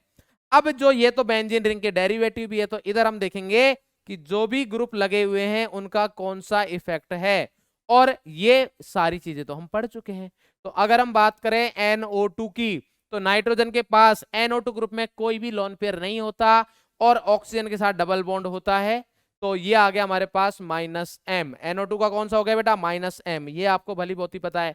H से तो कोई मतलब ही नहीं है, 0 लिखे इधर बढ़िया वाला, ठीक है। CH3 आप H इफेक्ट लिख सकते हो, I लिख सकते हो, कोई भी लिखो, H और प्लस I, बिल्कुल बढ़िया। ऑक्सीजन के पास बढ़िया वाले 2 लोन पेयर है, ठीक है, 2 लोन पेयर से कोई मतलब नहीं हमें, एक होगा तो भी चलेगा, ठीक है। तो ये कौन सा हो गया बेटा? +M। और नाइट्रोजन के पास भी कौन सा इफेक्ट है बेटा? +M। बात समझ में आ रही नहीं आ रही? बोले सर I भी तो है, I है, अगर जरूरत पड़ेगी तो हम -I दोनों का लिखेंगे, अदरवाइज कोई जरूरत है नहीं। अब हम बात करें रेट ऑफ रिएक्शन की, तो सबसे ज्यादा रेट जिसका +M ज्यादा है और माइनस वाले कम, तो सबसे ज्यादा का तो अभी पता नहीं, कम वाले हमें दिख रहे हैं। तो A का ही रेट ऑफ रिएक्शन सबसे कम होगी, A के बाद B होगा, क्योंकि B और ये तो सब देने वाले हैं, तो B आ गया और B के बाद आ गया C। इसमें कोई समस्या नहीं है क्योंकि C में +H और I लग रहा है। क्लियर है? अब इन दोनों का इफेक्ट देखोगे तो मैंने आपको पहले भी बताया था, ये बहुत इंपॉर्टेंट है कि +M NH2 का ज्यादा होता है किससे? OH से। रीजन क्या है? मैंने आपको पहले भी बताया था कि ये डिपेंड नहीं करता है कि किसके पास कितने लोन पेयर है, नहीं, डिपेंड ये करता है कि किसका मन है, किसकी टेंडेंसी है लोन पेयर देने की। बात समझ में आ रही है? होने चाहिए, बिल्कुल देने के लिए होने चाहिए, तभी तो मन करेगा, बट कितने हैं उससे फर्क नहीं पड़ता। इसका एग्जांपल मैंने इस टाइप से दिया था आपको कि अगर मान लो आपको 10,000 रुपीज चाहिए, कितने चाहिए? 10,000। एक आपका दोस्त है जिसके पास ओनली 10,000 है और एक आपका दोस्त है जिसके पास मान लो 20,000 है, ठीक है। तो आपको 2 दोस्त हैं, उनमें से जरूरी नहीं कि 20,000 वाला दे, क्योंकि अगर उसका मन नहीं है आपकी हेल्प करने का, अगर वो आपकी हेल्प करना नहीं चाहता है दिल से, अगर वो आपका सच्चा मित्र नहीं है, तो वो आपकी हेल्प नहीं करेगा, चाहे आपके उसके पास लाखों रुपए क्यों ना हो। इसलिए NH2 की इलेक्ट्रॉन देने की टेंडेंसी ज्यादा है, बिकॉज जो 10,000 वाला आपका फ्रेंड है उसका मन सच्चा है, वो आपका सच्चा मित्र है, ठीक है, वही आपको मुसीबत में काम आएगा, तो वो पैसे दे देता है। सिमिलरली NH2 की इलेक्ट्रॉन देने की टेंडेंसी OH से ज्यादा है because of electron negativity. Sir थोड़ा सा कंफ्यूजन हो गया क्या? सर आप बोल रहे थे इलेक्ट्रॉन नेगेटिविटी तो देखना ही नहीं है, मतलब एम इफेक्ट तो इलेक्ट्रॉन नेगेटिविटी से देखना ही नहीं है, तो मैं अभी भी वही बोल रहा हूं कि एम इफेक्ट को इलेक्ट्रॉन नेगेटिविटी से नहीं देखना है। बट मैंने आपको यह बोला था कि प्लस एम लग रहा है या माइनस एम लग रहा है, ये आप इलेक्ट्रॉन नेगेटिविटी से नहीं देखोगे, बट किसकी स्ट्रेंथ ज्यादा है ये आप इलेक्ट्रॉन नेगेटिविटी से देखोगे। बात समझ में आ रही है बेटा? तो इलेक्ट्रॉन नेगेटिविटी NH2 में नाइट्रोजन की कम है, OH की ज्यादा है, तो इलेक्ट्रॉन लेने की टेंडेंसी OH की ज्यादा है, इलेक्ट्रॉन देने की टेंडेंसी किसकी ज्यादा है? NH2 की, इसलिए NH2 का प्लस M ज्यादा है, तो इसके अकॉर्डिंग C के बाद आएगा D और ये आ जाएगा हमारे पास E। तो बहुत अच्छा क्वेश्चन है बेटा ये, तो ये हमारा करेक्ट आंसर हो जाता है। मेरे हिसाब से इसमें कोई समस्या नहीं होनी चाहिए। बोले सर ठीक है, रेट वाली बात तो हमारे समझ में आ गई, एक क्वेश्चन तो हमारे दिमाग में रेट का था कि रेट ऑफ रिएक्शन के क्वेश्चन को कैसे सॉल्व करेंगे, वो आपने सॉल्व कर दिया। अब एक क्वेश्चन और भी है। बोले क्या? बोले सर क्वेश्चन ये है कि आपने बोला, देखो इधर की हम बात करें, बिल्कुल जो आपने बोली वही बात बोलेंगे। आपने बोला कि ये बेंजीन रिंग है, इधर से इलेक्ट्रोफाइल आएगा, किसी भी बॉन्ड को ब्रेक करो, कहीं पर भी ऐड करो, कोई फर्क नहीं पड़ता है। बात आपकी हमने मान ली। बोले सर इसका क्या? इसका इसका क्या? इधर तो फर्क पड़ेगा, इधर तो NO2 है, इधर CH3 है, इधर OH है, इधर NH2 है, इधर कैसे पता लगेगा कि इलेक्ट्रोफाइल कहां आएगा? क्या इधर भी हम रैंडम लगा सकते हैं? तो सर ये तो लॉजिक नहीं बैठता है हमारा, ये तो कॉन्सेप्ट नहीं बोलता है। तो सर क्या किया जाए? तो फिर से हम कॉन्सेप्ट को पकड़ेंगे जो कि हम पहले ही पढ़ चुके हैं। तो अब आता है हमारे पास directing effects of groups on benzene ring, directing effects on of groups on benzene ring, ठीक है। तो हमारे पास जो अटैकिंग स्पीसीज है, अटैकिंग स्पीसीज जो है बेटा वो क्या है? देखो अटैकिंग स्पीसीज है हमारे पास, अटैकिंग स्पीसीज, तो अटैकिंग स्पीसीज है हमारे पास इलेक्ट्रोफाइल। अटैकिंग स्पीसीज क्या है बेटा? इलेक्ट्रोफाइल। तो इलेक्ट्रोफाइल अटैक करेगा। अब हमें देखना है कि कहां पर अटैक करेगा। इलेक्ट्रोफाइल अटैक कर रहा है भाई, और उसको हमें देखना है कि वो कहां अटैक करेगा। तो अटैकिंग स्पीसीज हो गया हमारे पास इलेक्ट्रोफाइल। अब कॉन्सेप्ट से चलते हैं हमारे पास। तो सर कॉन्सेप्ट तो सिंपल सा फंडा है, आपने रेट ऑफ रिएक्शन में भी यही बोला था कि अगर हमारे पास, अगर दिस बेंजीन रिंग या बेंजीन डेरिवेटिव के पास इलेक्ट्रॉन डेंसिटी ज्यादा होगी, जिस बेंजीन डेरिवेटिव के पास इलेक्ट्रॉन डेंसिटी ज्यादा होगी उसकी इलेक्ट्रॉन देने की टेंडेंसी ज्यादा है और इसीलिए उसकी रेट ऑफ रिएक्शन भी ज्यादा है। बोले सर ठीक है, तो क्या हम वही लॉजिक इधर भी लगा सकते हैं कि अगर मान लो कि सर आपके पास ये बेंजीन रिंग है एक, मान लो ये बेंजीन रिंग हो गई, ठीक है, और इधर इस बेंजीन रिंग पर ये एक ग्रुप लगा दिया मैंने G, तो इस ग्रुप की वजह से हम क्या ऐसा चेक कर सकते हैं कि इन ऑर्थो पोजीशन पर या मेटा पोजीशन पर या पैरा पोजीशन पर जिस भी पोजीशन पर इलेक्ट्रॉन डेंसिटी ज्यादा होगी, क्या उधर ही अटैक होगा इलेक्ट्रोफाइल का? क्या उधर ही जाना चाहेगा इलेक्ट्रोफाइल? क्या वही कार्बन जिसके पास इलेक्ट्रॉन डेंसिटी ज्यादा है वही कार्बन इलेक्ट्रॉन देना चाहेगा इलेक्ट्रोफाइल को? क्या हम ऐसा बोल सकते हैं? जी हाँ बिल्कुल आप ऐसा बोलिए।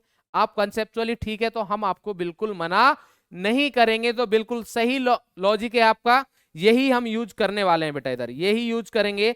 तो इसके अकॉर्डिंग अगर हम बात करें तो देखिए भाई क्या बोलता है कि सो if group shows -m effect on ring, attacking electrophile है हमारे पास, अटैकिंग स्पीसीज क्या इलेक्ट्रोफाइल है, तो अगर जो भी ग्रुप है हमारे पास वो क्या इफेक्ट शो करता है? -m करेगा, ठीक है। जैसे मान लो कि अब देखो रेजोनेटिंग स्ट्रक्चर में बना चुका हूं, तो वो हम फिर से बिल्कुल बेसिक से नहीं पढ़ सकते, आप समझ सकते हो क्योंकि टाइम का प्रॉब्लम है। ये NO2 है, तो अगर मैं इधर से रेजोनेंस करता हूं तो ये बॉन्ड ऐसे रोटेट होगा और ये बॉन्ड ऐसे रोटेट होगा, क्लियर है। तो मैं अब इसकी फटाफट से आपको रेजोनेटिंग स्ट्रक्चर बना के दिखा देता हूं बढ़िया वाली। ठीक है, जो आपको पसंद भी आएंगी। देखो भाई क्या है हमारे पास, ये हो गया। तो इधर से जब हम इसकी बेंजीन रिंग बनाएंगे दूसरी वाली, तो ऑर्थो पर आपको एक बढ़िया सा पॉजिटिव चार्ज दिख रहा होगा, मेरे हिसाब से कोई समस्या नहीं होनी चाहिए। ये टॉपिक मैं आपको बता चुका हूँ, ऐसा नहीं कि अभी पढ़ा रहा हूँ, ये मैं आपको पढ़ा भी चुका हूँ, बट फिर से थोड़ा बता रहा हूँ क्योंकि काफी पुरानी बातें हो गई है। सिमिलरली आप और बनाओगे तो ये बॉन्ड को और रोटेट करो, तो और रोटेट करोगे तो इधर पॉजिटिव चार्ज आएगा, मतलब इधर प्लस आएगा, और इस बॉन्ड को ऐसे रोटेट करोगे तो इधर प्लस आएगा। आप इतना याद रखें बस। बोलो भाई क्लियर है क्या? तो इसका मतलब कहां पर आ रहा है? ऑर्थो एंड पैरा पर, ऑर्थो एंड पैरा पर पॉजिटिव चार्ज आ रहा है। क्या आ रहा है बेटा? अगर ऐसा ग्रुप है हमारे पास जो कौन सा इफेक्ट शो कर रहा है? -m। अगर ऐसा ग्रुप है जो हमारे पास कौन सा इफेक्ट शो कर रहा है? -m कर रहा है, तो वो रिंग पर पॉजिटिव चार्ज भेजता है। कहां पर? ऑर्थो एंड पैरा पर। कहां भेजता है बेटा? ऑर्थो एंड पैरा पर। अब अगर ऑर्थो एंड पैरा पर जा रहा है पॉजिटिव, अटैक करने वाला क्या है? इलेक्ट्रोफाइल। इसको तो खुद को इलेक्ट्रॉन चाहिए। तो आप ईमानदारी से बताएं, आपकी अंतरात्मा क्या जवाब दे रही है आपको? क्या आपको ऐसा सुनाई नहीं दे रहा है अंदर से कि यार ये इलेक्ट्रोफाइल है, ये तो खुद पॉजिटिव चार्ज है, मतलब इलेक्ट्रॉन डेफिशिएंट है, इधर भी पॉजिटिव चार्ज है, तो भैया ऑर्थो एंड पैरा पर तो इलेक्ट्रोफाइल नहीं जा सकता। कहां जाएगा? मेटा पर। तो अगर -m ग्रुप शो करने वाला ग्रुप हुआ तो हमारा इलेक्ट्रोफाइल मेटा डायरेक्टिंग, मतलब इलेक्ट्रोफाइल कहां पर जाएगा बेटा? मेटा पर। तो क्या दे रखा है? So if group shows -m effect on ring then create positive charge. कहां पर? Ortho and para position. ये हम रेजोनेंस में बहुत अच्छे तरीके से पढ़ चुके हैं। तो on ortho and para position, so attacking electrophile won't attack, attacking electrophile won't attack. कहां पर? ऑर्थो एंड पैरा पर। ऑन ऑर्थो एंड पैरा, तो attacking electrophile ortho and para पर अटैक नहीं कर सकता। कहां करेगा? So it will attack. कहां बेटा? Attack on Meta position. कहां पर अटैक करेगा? मेटा पर। तो अगर मैं ये बोलूं कि हमारे पास कुछ ऐसा आया, कैसा? ऐसा मान लो कि सर ये हमारे पास है NO2 और इधर से आता है हमारे पास इलेक्ट्रोफाइल। क्या आता है बेटा? इलेक्ट्रोफाइल। तो कहां पर अटैक होगा? क्या हम ऐसा बोल सकते हैं कि ये प्रोडक्ट बनेगा? ये हमारे पास NO2 है और इलेक्ट्रोफाइल आ गया E। तो ये बिल्कुल सही है, ये बिल्कुल सही है। बात समझ में आ गई? बोले मैकेनिज्म, मैकेनिज्म हम पढ़ चुके हैं। मैकेनिज्म जैसी हमने अभी तक पढ़ी थी वही सेम मैकेनिज्म है जो 2 स्टेप मैकेनिज्म पढ़ी थी। कौन सी? ये रही। यही मैकेनिज्म यूज होगी इधर। बात समझ में आ गई बेटा? ठीक है सर, कहानी बिल्कुल समझ में आती है हमें, इतना बिल्कुल क्लियर है। बट सर ये तो आपने -m वाली बात करी है ना, +m का क्या? तो +m का देखते हैं। तो +m में क्या होगा हमारे पास? अब देखो इधर, पहले हम इधर कहानी देखते हैं फिर बाद में पढ़ेंगे वो, तो उधर ध्यान ना दे बेटा, इधर देखे जो हम बना रहे हैं।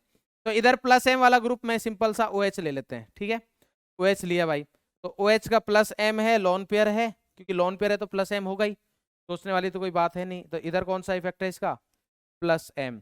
अब रेजोनेंस देख ले भाई, रेजोनेंस कैसे लगेगा इधर? रेजोनेंस सर लोन पेयर है तो बॉन्ड ऐसे रोटेट होगा। ठीक है, तो इधर हमारे पास रेजोनेटिंग स्ट्रक्चर कुछ इस टाइप से बनेगी। ये बेंजीन रिंग बनी भाई। ठीक है, इधर आ गया बढ़िया सा नेगेटिव। ठीक है, इधर इन दोनों ने बना लिया बॉन्ड, पॉजिटिव और लोन पेयर ने। एक लोन पेयर बचा है, एक तो बॉन्ड में चला गया, बाकी हमारे पास ये ऐसा ही है।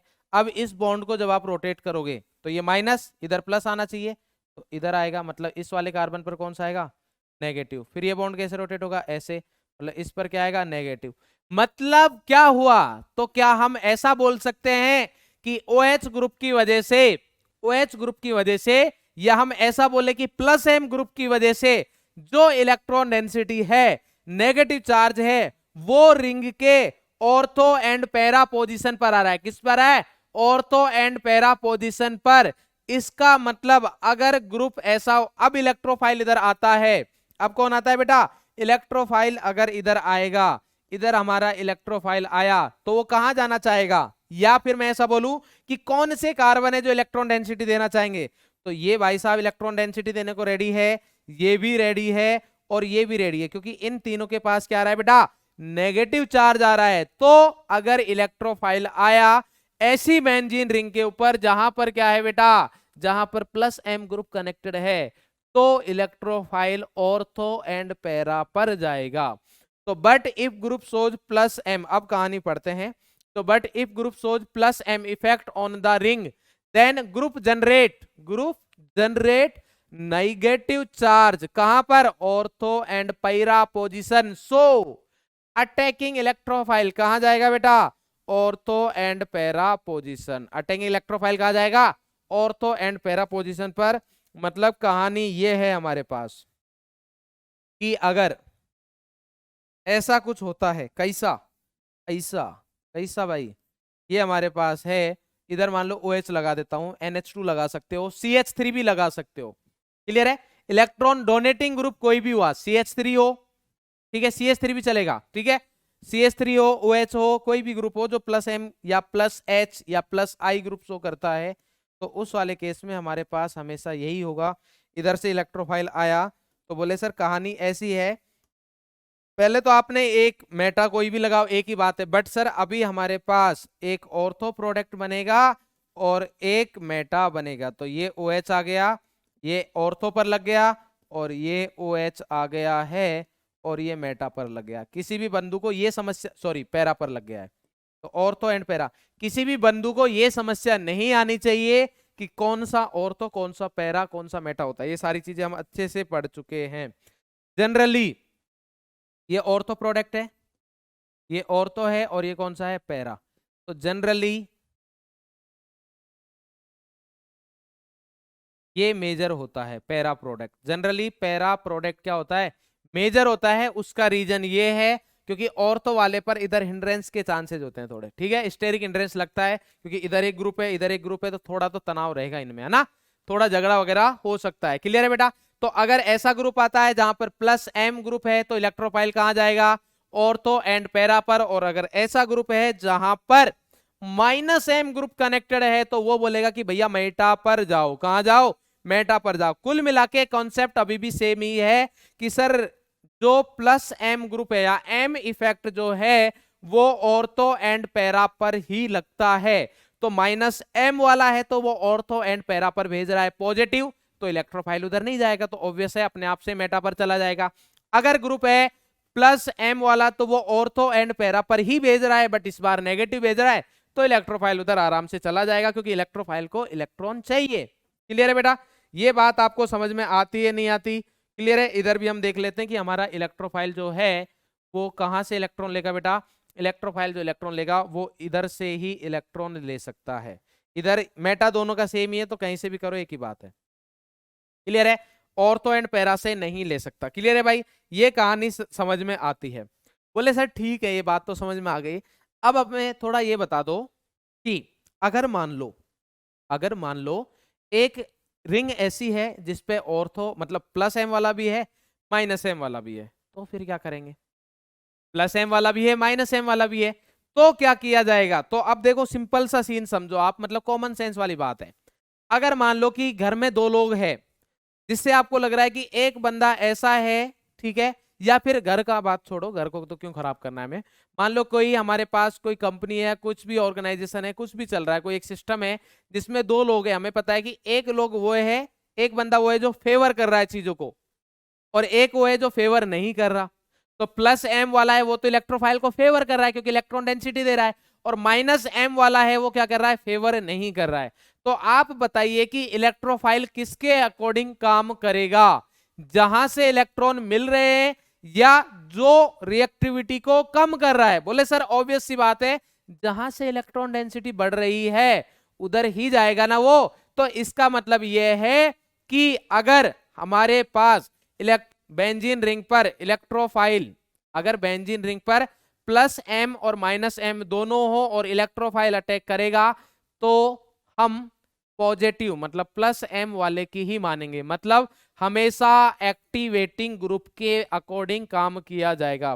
बोले सर क्या होता है एक्टिवेटिंग ग्रुप, ये तो नई टर्म बोल दी, तो ये मैंने आपको पहले भी बोला है, वैसे तो फिर से बता रहा हूं। एक्टिवेटिंग ग्रुप वो होता है जो एक्टिवेट कर रहा है, मतलब बेंजीन रिंग को एक्टिवेट कर रहा है, किसके लिए, इलेक्ट्रोफाइल के लिए। और एक्टिवेट कैसे करेगा, इलेक्ट्रॉन डेंसिटी इंक्रीज करके।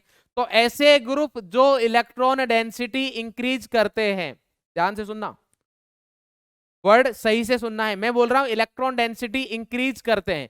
मैंने ये नहीं बोला कि ऐसे ग्रुप जो प्लस एम शो करते हैं, नहीं, मैं ये बोल रहा हूं आपको ऐसे ग्रुप जो बेंजीन रिंग पर ओवरऑल इलेक्ट्रॉन डेंसिटी इंक्रीज करते हैं उनको बोलते हैं हम एक्टिवेटिंग ग्रुप, और ऐसे ग्रुप जो बेंजीन रिंग पर ओवरऑल इलेक्ट्रॉन डेंसिटी डिक्रीज करते हैं उनको बोलते हैं डीएक्टिवेटिंग ग्रुप। तो अब देखो भैया, एक्टिवेटिंग ग्रुप क्या होता है? विच इंक्रीज, एक्टिवेटिंग ग्रुप क्या होता है बेटा? Which increase electron density, which increase electron density on the ring, जो रिंग पर इलेक्ट्रॉन डेंसिटी इंक्रीज करेंगे उनको बोलते हैं एक्टिवेटिंग ग्रुप, और जो रिंग पर इलेक्ट्रॉन डेंसिटी क्या करेंगे बेटा? डिक्रीज करेंगे उनको बोलते हैं हम डीएक्टिवेटिंग ग्रुप। मेरे हिसाब से इस चीज में आपको कोई समस्या नहीं होना चाहिए, ठीक है। अब देखिए हमारे पास अटैक किसके अकॉर्डिंग होगा, तो अटैक ऑब्वियस सी बात है हमारे पास किसके अकॉर्डिंग होगा? इफ नॉट, अटैक नॉट है हमारे पास कि attack is always according to the M effect. Attack हमेशा किसके अकॉर्डिंग होगा बेटा? एम इफेक्ट के अकॉर्डिंग होगा, और एम में भी कौन सा देखेंगे हम? प्लस एम, ठीक है। अगर हमारे पास प्लस एम और माइनस एम लग रहे हैं तो हम किसके अकॉर्डिंग देखेंगे? प्लस एम के अकॉर्डिंग, ठीक है। तो attack is always according to M effect, या आप इसको ऐसे याद रख सकते हो कि एम मतलब मोहन सर, ऐसे याद रख सकते हो, या एम मतलब मैं। अटैक कौन डिसाइड करेगा? मैं डिसाइड करेगा। कौन डिसाइड करेगा? मैं डिसाइड करेगा, और कोई नहीं करेगा, ठीक है भाई। मैं झुकेगा नहीं, मैं अटैक डिसाइड करेगा। बात समझ में आ रही बेटा? तो attack is always according to M effect, कोई भी आ जाए अटैक एम इफेक्ट के अकॉर्डिंग ही डिसाइड होगा। If two M effects then according to M effect of activating group. अगर दो एम इफेक्ट लग रहे हैं तो उस एम इफेक्ट के अकॉर्डिंग अटैक होगा जो रिंग को एक्टिवेट कर रहा है। मतलब कौन सा हो गया बेटा? ये प्लस एम ग्रुप। कौन सा हो गया बेटा? Plus M group. तो कहानी बिल्कुल सिंपल है। अगर एक ही ऐसा, मतलब अगर हमारे पास एक ही ऐसा ग्रुप है जो एम इफेक्ट शो कर रहा है, प्लस एम करे या माइनस एम करे, किसके अकॉर्डिंग होगा? माइनस एम के अकॉर्डिंग, ठीक है। या फिर इसको सिंपली ऐसे समझे आप कि अटैक किसके अकॉर्डिंग होगा? एम इफेक्ट के अकॉर्डिंग। अगर हमारे पास दो ग्रुप कनेक्टेड है, ठीक है, एक प्लस एम वाला भी और एक माइनस एम वाला भी, तो आप सिंपल बोल सकते हो कि सर अटैक प्लस एम वाले के अकॉर्डिंग होगा, क्योंकि वो फेवर में करने वाली बात है। क्लियर है भाई? ये बात आपको समझ में आ गई, ठीक है। अभी हम देखेंगे ये सारी चीजें। अब इसके बाद आता है हमारे पास कि सर ये देखिए भाई, प्लस एम ग्रुप जो हमारे पास होते हैं, प्लस एम ग्रुप जो भी जितने ग्रुप है हमारे पास प्लस एम वाले, और एल्काइल ग्रुप भी है, वो सब आते हैं हमारे पास एक्टिवेट। वो सब क्या करते हैं? बेंजीन रिंग को एक्टिवेट करते हैं। बात समझ में आ रही बेटा? प्लस एम ग्रुप शो करने वाले, ठीक है, प्लस एम इफेक्ट शो करने वाले, और आर ग्रुप जो कि एच इफेक्ट या आई इफेक्ट शो करते हैं, एल्काइल ग्रुप, वो सब एक्टिवेट करते हैं रिंग को, और ऑर्थो एंड पैरा डायरेक्टिंग होंगे, क्योंकि रिंग को इलेक्ट्रॉन डेंसिटी प्रोवाइड कर रहे हैं। कहां पर करते हैं? ऑर्थो एंड पैरा पर। एक्सेप्ट हमारे पास है हेलोजन। देखो ये हमारे पास है बेटा, ये थोड़ा इसके बारे में सोचना है। हेलोजन क्या है हमारे पास? देखो कॉन्सेप्ट चेंज नहीं हो रहा है, मैं फिर से बता रहा हूं, कॉन्सेप्ट चेंज नहीं हो रहा है। जब मैंने आपको बताया था अटैक किसके अकॉर्डिंग होगा? एम इफेक्ट के अकॉर्डिंग। तो अगर हेलोजन का एम इफेक्ट देखूं मैं, तो कौन सा होगा? प्लस एम इफेक्ट होता है। हेलोजन का कौन सा इफेक्ट होता है? Plus M. तो प्लस एम के अकॉर्डिंग इलेक्ट्रोफाइल कहां जाते हैं? ऑर्थो एंड पैरा पर। कहां जाते हैं? ऑर्थो एंड पैरा पर मैंने आपको दूसरा पॉइंट बोला था कि एक्टिवेटिंग और डीएक्टिवेटिंग ग्रुप हम अकॉर्डिंग टू टोटल बोलते हैं। क्या मतलब है इसका? कि ओवरऑल वो रिंग पर इलेक्ट्रॉन डेंसिटी इंक्रीज कर रहा है या डिक्रीज कर रहा है। अब अगर मैं हेलोजन की बात करूं, किसकी बात करूं बेटा? हेलोजन की। तो हेलोजन भाई साहब ऐसे हमारे पास जो इफेक्ट शो करते हैं plus M and minus I, but अगर इनका इफेक्टिव इफेक्ट देखें हम, तो इफेक्टिव कौन सा होता है? माइनस आई। ये हम पढ़ चुके हैं, इफेक्टिव कौन सा है? माइनस आई। मतलब ओवरऑल ये रिंग की रिएक्टिविटी कम ही करेंगे। ओवरऑल रिंग की रिएक्टिविटी क्या करेंगे? कम ही करेंगे। बट जितना भी प्लस एम लग रहा है वो तो ऑर्थो एंड पैरा पर ही लग रहा है भाई। माइनस आई तो डीएक्टिवेट कर ही रहा है, वो तो ऑर्थो पे भी कर रहा है, पैरा पर भी कर रहा है, मेटा पर भी कर रहा है। बट अगर कहीं से भी फेवर मिल रहा है तो वो किससे मिल रहा है, प्लस एम से, और प्लस एम के अकॉर्डिंग अगर इसका अफेक्ट होगा तो ऑर्थो एंड पैरा पर ही होगा। तो अटैक का कॉन्सेप्ट सेम है, अगर कोई ग्रुप प्लस एम शो कर रहा है तो हमेशा ऑर्थो एंड पैरा पर ही जाएंगे। हेलोजन के केस में भी सेम कॉन्सेप्ट है, बट अगर उनका प्लस एम और माइनस आई देखा जाए तो उसमें इफेक्टिव माइनस आई होता है, इसलिए इस ग्रुप को plus M ortho and para directing होते हुए डीएक्टिवेटिंग ग्रुप बोलते हैं। और दूसरा हमारे पास माइनस एम ग्रुप, तो ये डीएक्टिवेटिंग होते ही है और मेटा इफेक्ट मतलब मेटा पर अटैक होगा ओनली। देखो रिएक्टिविटी का मैं बताऊं, ये बहुत अच्छा क्वेश्चन है, बहुत ज्यादा अच्छा क्वेश्चन है कि अगर आपसे कोई पूछे रिएक्टिविटी, क्या पूछे बेटा, रिएक्टिविटी किस किस की, reactivity towards EAS electrophilic aromatic substitution किस किस की बेटा, इधर है हमारे पास X, ठीक है, और इधर है बेंजीन, ठीक है, और इधर एक और बना देता हूं मैं आपको, मान लो R ग्रुप लगा देता हूं।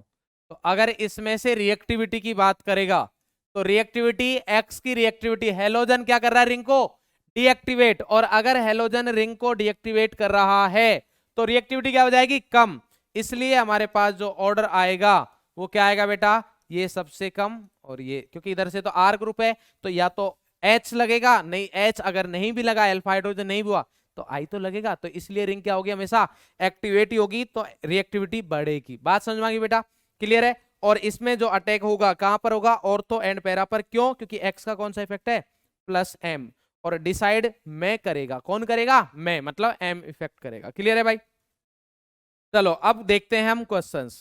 क्वेश्चन ये है कि अगर हमारे पास if only one group is present on the ring, अगर हमारे पास कुछ ऐसा ग्रुप प्रेजेंट हुआ, मतलब केस फर्स्ट आता है कि ओनली एक ही ग्रुप प्रेजेंट है, ओनली वन ग्रुप प्रेजेंट है, तो NO2 का इफेक्ट देखो भाई कौन सा है, NO2 का है सर माइनस M, कौन सा है, माइनस M। तो अगर माइनस M है तो अटैक कहां पर होगा, बताओ भाई अटैक कहां पर होगा। तो अटैक बिल्कुल सिंपल है, बेंजीन रिंग बनाए माइनस M, तो माइनस M वाला कहां भेज देगा, मेटा पर, तो ओनली एक ही प्रोडक्ट बनेगा ये। क्लियर है। इधर क्या है, OCH3, OCH3 के पास लोन पेयर है, मतलब कौन सा इफेक्ट हो गया, फर्स्ट एटम के पास लोन पेयर प्लस M, और प्लस M अगर है तो ऑर्थो एंड पैरा दोनों प्रोडक्ट बनेंगे, दोनों बनेंगे। ये आ गया OCH3, इधर आ गया हमारे पास E ऑर्थो प्रोडक्ट, और साथ में क्या आ गया OCH3, और इधर आ गया हमारे पास पैरा प्रोडक्ट। मेरे हिसाब से कोई समस्या नहीं होनी चाहिए, बिल्कुल सिंपल सी बात है और बहुत इंपॉर्टेंट है, बहुत अच्छे अच्छे क्वेश्चन निकालोगे आप इससे। क्लियर है भाई। चलो नेक्स्ट बात करते हैं अब हम। अगर हमारे पास दो ग्रुप प्रेजेंट हुए, कितने ग्रुप प्रेजेंट हुए बेटा, दो ग्रुप प्रेजेंट हुए, तो उस वाले केस में क्या करोगे आप, if two groups are connected to ring, अगर दो ग्रुप कनेक्टेड है, कितने ग्रुप कनेक्टेड बेटा इधर, दो, then electrophile attack on benzene ring according to activating group. यही बताया था मैंने कि जो फायदा कर रहा है उस ग्रुप के अकॉर्डिंग अटैक होगा। भाई अगर मेरे पास अभी बताया ना, कंपनी में दो लोग हैं, एक फायदा कर रहा है एक लॉस कर रहा है, तो किसके पास जाओगे, जो फायदा कर रहा है। क्लियर है ना बेटा, जो आपके लिए फायदा कर रहा है। तो ये इलेक्ट्रोफाइल है, ये इलेक्ट्रोफाइल किसके पास गया, OH के पास है प्लस M, OH का कौन सा इफेक्ट है बेटा, प्लस M, NO2 का कौन सा है, माइनस M, तो किसके अकॉर्डिंग अटैक करेगा, ये अटैक करेगा हमारे पास OH के अकॉर्डिंग। तो OH क्या बोलता है, OH बोलता है कि ऑर्थो एंड पैरा, OH क्या बोलते हैं बेटा, ortho and para, ortho and para, कौन सा कलर यूज किया जाए, येलो कर सकते हैं। OH क्या बोलता है, O एंड P, तो P पर तो NO2 बैठा है, P पर तो जा नहीं सकता, तो ऑर्थो पर जाएगा, इसलिए हमारे पास इधर जो बनेगा ओनली ये प्रोडक्ट बनेगा। बोलो भाई, ये बन गया हमारे पास OH, और इधर आ गया E, इधर आ गया NO2। बोले सर ये तो आप मतलब बता रहे हो बट घुमा दिया आपने, कैसे बोले सर एग्जाम्पल ये ऐसा लिया, अगर मैं NO2 के अकॉर्डिंग सोचता हूं तो NO2 का माइनस M के अकॉर्डिंग मेटा, तो सर देखो ये मेटा प्रोडक्ट है, NO2 के अकॉर्डिंग ये मेटा पर है, OH के अकॉर्डिंग ऑर्थो पर है। तो इसीलिए मैं बताता हूं कि आपको ऑर्गेनिक केमिस्ट्री में आपका हो सकता है आंसर सही आ जाए बट आपने कॉन्सेप्ट रॉन्ग लगा दिया हो। अगर किसी बच्चे ने NO2 देख लिया माइनस M के मेटा पर OH, माइनस M मेटा पर इलेक्ट्रोफाइल लगा दिया, खुश हो गया कि देखो सही है। एग्जाम में फिर ये क्वेश्चन आएगा, ये उसने प्रैक्टिस में किया है, एग्जाम में ये क्वेश्चन आ गया, एग्जाम में करने को गया वो, ये गया भाई करने को, इधर से इलेक्ट्रोफाइल आया दौड़ता हुआ, ठीक है। इलेक्ट्रोफाइल बोले NO2 का मेटा, NO2 का मेटा, वो तो सेम ये कॉन्सेप्ट लगाएगा, NO2 का मेटा, NO2 का मेटा कौन सा, एक ही है सर, ये तो बुक है, दूसरा है ये, तो इधर आ जाएगा E। तो सर देखो ये प्रोडक्ट बन जाएगा हमारे पास, क्या बन जाएगा, ये प्रोडक्ट बन जाएगा, देखो सर,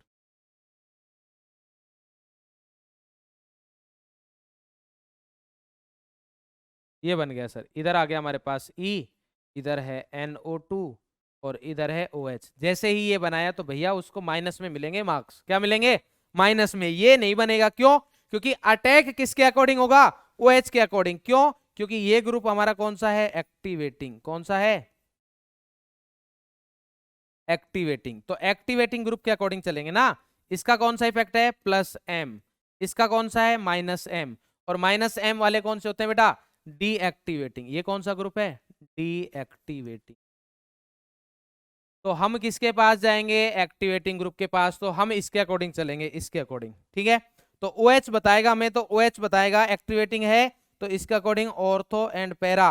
अब OH का ऑर्थो देखो, OH का ऑर्थो ये है, ये है और ये है, और इस बार दोनों ऑर्थो अलग अलग टाइप के दिख रहे हैं आपको, दोनों ऑर्थो क्या दिख रहे हैं, अलग अलग टाइप के, क्योंकि ये देखोगे तो इसके रेस्पेक्ट में अलग है, तो इसलिए इधर 3 प्रोडक्ट बनेंगे। तो ये तो बनेगा नहीं, ये नहीं बनेगा, क्लियर है बेटा। तो अब कौन कौन से बनेंगे, जो बनेंगे वो मैं इधर बना देता हूं। एक बना हमारे पास OH, इधर NO2 प्लस OH, इधर NO2, एक और है हमारे पास OH, इधर NO2, ठीक है भाई। अब देखो कहाँ कहाँ बन सकता है हमारे पास, एक तो इधर लगा देता हूँ ऑर्थो पर इलेक्ट्रोफाइल, एक लगा दिया मैंने पैरा पर इलेक्ट्रोफाइल, एक लगा दिया ऑर्थो पर। ये वेरी लेस बनेगा, क्यों, क्योंकि हिंड्रेंस बहुत ज्यादा है, ठीक है। इस वाले में अगर देखें हम, तो देखो सर इसमें NO2 के पास में इलेक्ट्रोफाइल आ रहा है, इधर OH के पास में इलेक्ट्रोफाइल आ रहा है, तो आपको पता है कि NO2 ग्रुप ज्यादा बड़ा है किससे, OH, NO2 ग्रुप ज्यादा बड़ा है किससे, OH से, तो इसलिए इधर हिंड्रेंस ज्यादा लगेगा, इधर हिंड्रेंस कम लगेगा, तो ये प्रोडक्ट हमारा मेजर होगा, ये प्रोडक्ट मेजर होगा, ये वेरी लेस बनेगा, ठीक है, और ये लेस। क्लियर है भाई, बात समझ में आ गई बेटा, ठीक है। मेरे हिसाब से कोई समस्या नहीं होनी चाहिए आपको, ठीक है। तो इस टाइप से अगर मान लो कुछ ऐसा आ जाए हमारे पास कि अगर अगर ग्रुप हमारा है जो 2 रिंग के बीच में आ जाए, तो क्या करोगे, तो भी कॉन्सेप्ट सेम है, हम एक्टिवेटिंग ग्रुप के अकॉर्डिंग ही करेंगे। अब देखो इस CO का कौन सा इफेक्ट है, CO का अगर देखोगे तो कार्बन मल्टीपल बॉन्ड के साथ ऑक्सीजन कनेक्टेड है, इसका है -M, मतलब ये कौन सा ग्रुप है, डीएक्टिवेटिंग। ये कौन सा ग्रुप है, डीएक्टिवेटिंग। अगर ये डीएक्टिवेटिंग ग्रुप है, ये किसके साथ कनेक्टेड है, इस रिंग के साथ, तो ये रिंग भी कैसी हो गई, डीएक्टिवेटिंग रिंग, डीएक्टिवेटिंग रिंग। बात समझे बेटा, ये आ गया हमारे पास डीएक्टिवेटिंग रिंग। ये कौन सी है, अब देखो ये OH का कौन सा इफेक्ट, +M, इसका कौन सा इफेक्ट है बेटा, +M, मतलब ये कौन सा इफेक्ट हो गया, एक्टिवेटिंग। ये एक्टिवेटिंग है, तो ये रिंग भी कौन सी है, रिंग भी एक्टिवेटिंग होगी, रिंग भी कौन सी होगी, एक्टिवेटिंग। तो अब +M लग रहा है, तो ऑर्थो एंड पैरा बनाएंगे, और ऑब्वियस सी बात है कि पैरा वाला ज्यादा मेजर होगा, क्योंकि ऑर्थो पर तो हिंड्रेंस वगैरह लगेगा। तो अगर मैं मेजर बनाऊंगा तो मेजर कौन सा बनेगा हमारे पास, पैरा, और माइनर कौन सा बनेगा, इसी का ortho, C double bond O, और ये आ गया हमारे पास इलेक्ट्रोफाइल, ये आ गया मेजर। और अगर माइनर बनाना है आपको, तो माइनर हमारे पास ये बनेगा,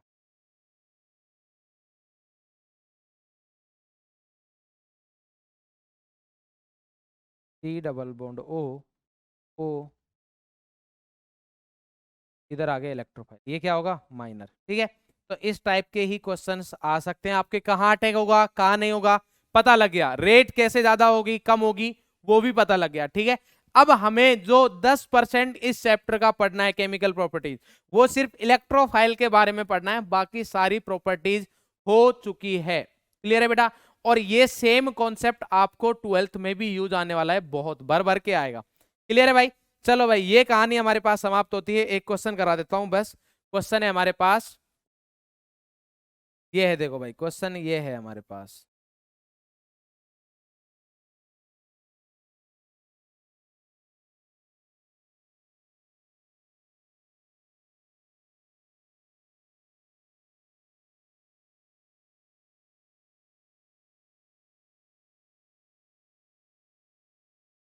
और इधर से आया हमारे पास Br2 के साथ में क्या आ रहा है बेटा, FeBr3। क्या आ रहा है बेटा, FeBr3। तो ये दोनों रिएक्ट करके क्या बनाते हैं, Br+। क्या बनाते हैं, Br+, जो कि क्या है, इलेक्ट्रोफाइल हो गया। अब आपको बताना है कि इलेक्ट्रोफाइल सिर्फ कहां पर अटैक करेगा, तो सोचिए, तब तक मैं रिंग बनाता हूं। और अगर किसी को सोचने में ज्यादा टाइम लग रहा है तो वीडियो को पॉज करे और देन सॉल्व करे। E double bond O N इधर H, ये आ गया हमारे पास, और इधर है Me। तो अब देखो, क्या आप ये देख पा रहे हो कि इधर देखो ये CO ग्रुप है, तो ये कौन सा है, -M, मतलब ये रिंग कौन सी है, डीएक्टिवेटिंग रिंग। कौन सी रिंग है बेटा, डीएक्टिवेटिंग रिंग। बोलो भाई क्लियर है, ठीक है सर, बिल्कुल सही बात है। ये रिंग कौन सी हो गई, डीएक्टिवेटिंग रिंग। और इस नाइट्रोजन के पास क्या है बेटा, लोन पेयर। अगर इसके पास लोन पेयर है तो इसका कौन सा इफेक्ट, +M, मतलब ये रिंग कौन सी है, एक्टिवेटिंग। कौन सी है बेटा, एक्टिवेटिंग रिंग। तो एक्टिवेटिंग रिंग है तो ऑब्वियस सी बात है, जो रिंग ज्यादा एक्टिवेट होगी अटैक उसी पर होगा। तो अगर उसी पर हम अटैक कराए तो क्या होगा, एक्टिवेटिंग रिंग हमारे पास ये है, इसके ऊपर अटैक कराया हमने तो क्या बनेगा, जल्दी से बताए बेटा। तो सर एक्टिवेटिंग रिंग ये है, अटैक होगा इस पर, तो हमारे पास ऑर्थो एंड पैरा पर अटैक होना चाहिए। ऑर्थो पर तो मिथाइल बेटा है, तो कहां जाएगा, पैरा पर। ऑर्थो पर मिथाइल है तो अटेगा नहीं, इधर ये ग्रुप है, तो इधर आ जाएगा Br। क्या आ जाएगा बेटा, Br। ये आ गया हमारे पास Br। क्लियर है। और इस क्वेश्चन को मानोगे नहीं आप, ये एडवांस का क्वेश्चन है, ठीक है, ये एडवांस का क्वेश्चन है, ठीक है। तो कॉन्सेप्ट सेम है ना भाई, अगर हमें कॉन्सेप्ट आता है तो मेंस का हो, एडवांस का हो, क्या फर्क, नीट का हो, कोई फर्क नहीं पड़ता, सभी क्वेश्चंस बनाओगे आप, कोई समस्या नहीं है, ठीक है। तो आप इजीली बेटा PYQs करना, सारे क्वेश्चंस निकलेंगे, कोई समस्या नहीं आएगी किसी भी तरीके की। क्लियर है बेटा। तो ये होता है हमारे पास इलेक्ट्रोफिलिक एरोमेटिक सब्स्टिट्यूशन। अब आते हैं हम फ्री रेडिकल सब्स्टिट्यूशन रिएक्शंस पर। तो फ्री रेडिकल सब्स्टिट्यूशन रिएक्शन क्या होगी, कब होगी, देखो फ्री रेडिकल जब सब्स्टिट्यूशन रिएक्शन बताया था मैंने, तो आपको यह भी बताया था कि कैसे पता चलेगा कि सब्स्टिट्यूशन रिएक्शन हो रही है। तो मैंने बताया था DU सेम रहेगा, DU में कोई चेंज नहीं आएगा। तो देखो आप, इधर DU में कोई चेंज नहीं आ रहा है, इधर DU में कोई चेंज नहीं है, इधर H था, H की जगह Br आ गया, बाकी सब कुछ सेम है, तो DU में कोई चेंज नहीं आएगा। तो सब्स्टिट्यूशन रिएक्शन है या नहीं आप पता लगा सकते हो। एक एटम की जगह दूसरा एटम आना चाहिए, DU कोई चेंज नहीं होना चाहिए। बोलो भाई समझे कि नहीं समझे। तो ये हमारे पास आ गया। अब हम पढ़ेंगे फ्री रेडिकल सब्स्टिट्यूशन रिएक्शन, जो कि मेनली रिएक्शन है किसकी, एल्केन की। कौन सी है बेटा, एल्केन की केमिकल प्रॉपर्टी, एक यही अकेली केमिकल प्रॉपर्टी है जो सबसे ज्यादा इंपॉर्टेंट है, मतलब 98% तक एल्केन में से केमिकल प्रॉपर्टी पूछी जाती है तो यही पूछी जाती है, तो आप समझ सकते हो, ठीक है, और बहुत ज्यादा इंपॉर्टेंट है।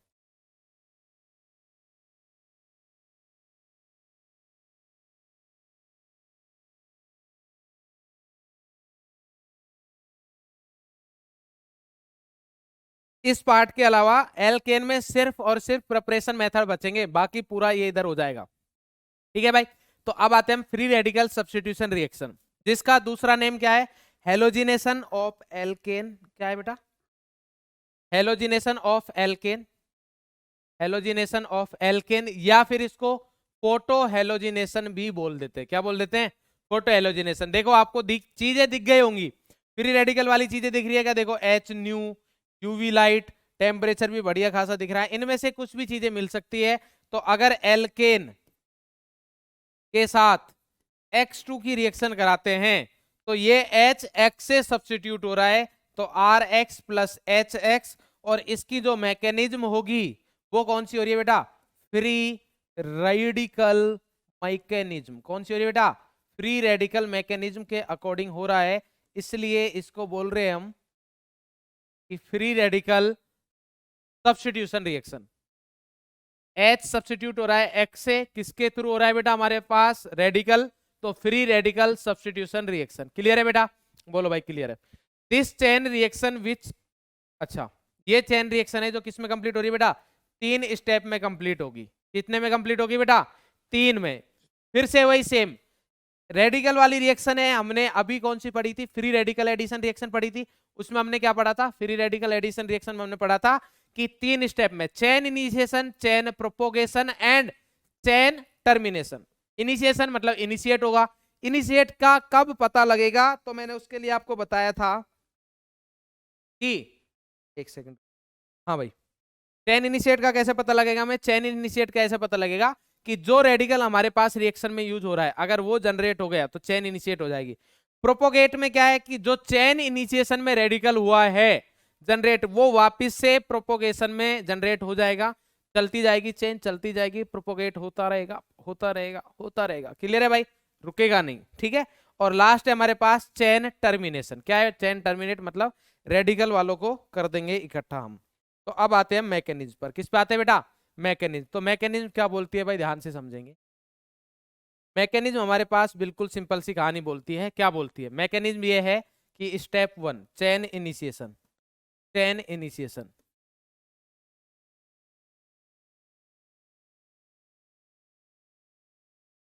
चेन इनिशिएशन में क्या है हमारे पास, X2 को पकड़ो भाई। किसको पकड़ेंगे, X2। देखो यही तो था हमारे पास X2, तो फ्री रेडिकल जनरेट करना है हमें, फ्री रेडिकल जनरेट करना है। तो देखो क्या आएगा, X2, ये XX है, H न्यू आया इधर, ठीक है। या हाई टेम्परेचर दे रखा होगा, तो हाई टेम्परेचर दे रखा है तो हमारे पास ऐसा हीट दे रखी है हाई टेम्परेचर, तो ये क्या आ जाएगा, X dot, twice X dot आ गया। मेरे हिसाब से कोई समस्या नहीं होनी चाहिए। अब इधर डायरेक्टली एक ही स्टेप में चेन इनिशिएशन हो गया है, उधर क्यों नहीं हुआ था, क्योंकि उधर RO डॉट बना था, जो कि हमारे पास मैकेनिज्म में तो भाई रिएक्शन में तो नहीं आ रहा, मेन पार्ट में तो नहीं है ना। अरे जो कोर पार्ट है मैकेनिज्म का फ्री रेडिकल एडिशन में, उसमें तो HBr था और एल्कीन था, उधर तो कुछ था ही नहीं उसका, इसलिए वो चेन इनिशिएशन वाला स्टेप उधर कंप्लीट नहीं हुआ था। बट इधर हमारे पास X डॉट है, तो ये चेन इनिशिएट हो गया है, स्टेप 1 कंप्लीट हो गया। अब आते हैं हम स्टेप 2 पर। स्टेप 2 क्या है, चेन प्रोपोगेशन, चेन प्रोपोगेशन।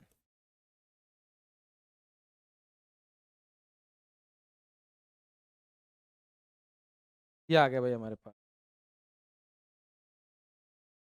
ये क्या बोलता है, देखो अब क्या बचा, X डॉट तो बन गया, अब आएगा इधर से दौड़ता हुआ एल्केन, तो ये आया हमारे पास एल्केन, यह है हमारे पास एल्केन। एल्केन की रिएक्शन किसके साथ होगी, X डॉट के साथ, के साथ होगी, X डॉट के साथ। तो क्या बनेगा इधर, इधर बन गया सर हमारे पास HX, क्या बन गया, HX, और प्लस क्या बन जाएगा, R डॉट, क्या बन गया बेटा, HX बन गया है, और साथ में क्या बन गया हमारे पास, R डॉट। मेरे हिसाब से कोई समस्या आपको नहीं होनी चाहिए। क्लियर है कि भाई, क्या बन गया हमारे पास, HX RH plus X dot, तो क्या बन गया इधर, HX प्लस R डॉट बन गया है, कोई समस्या नहीं।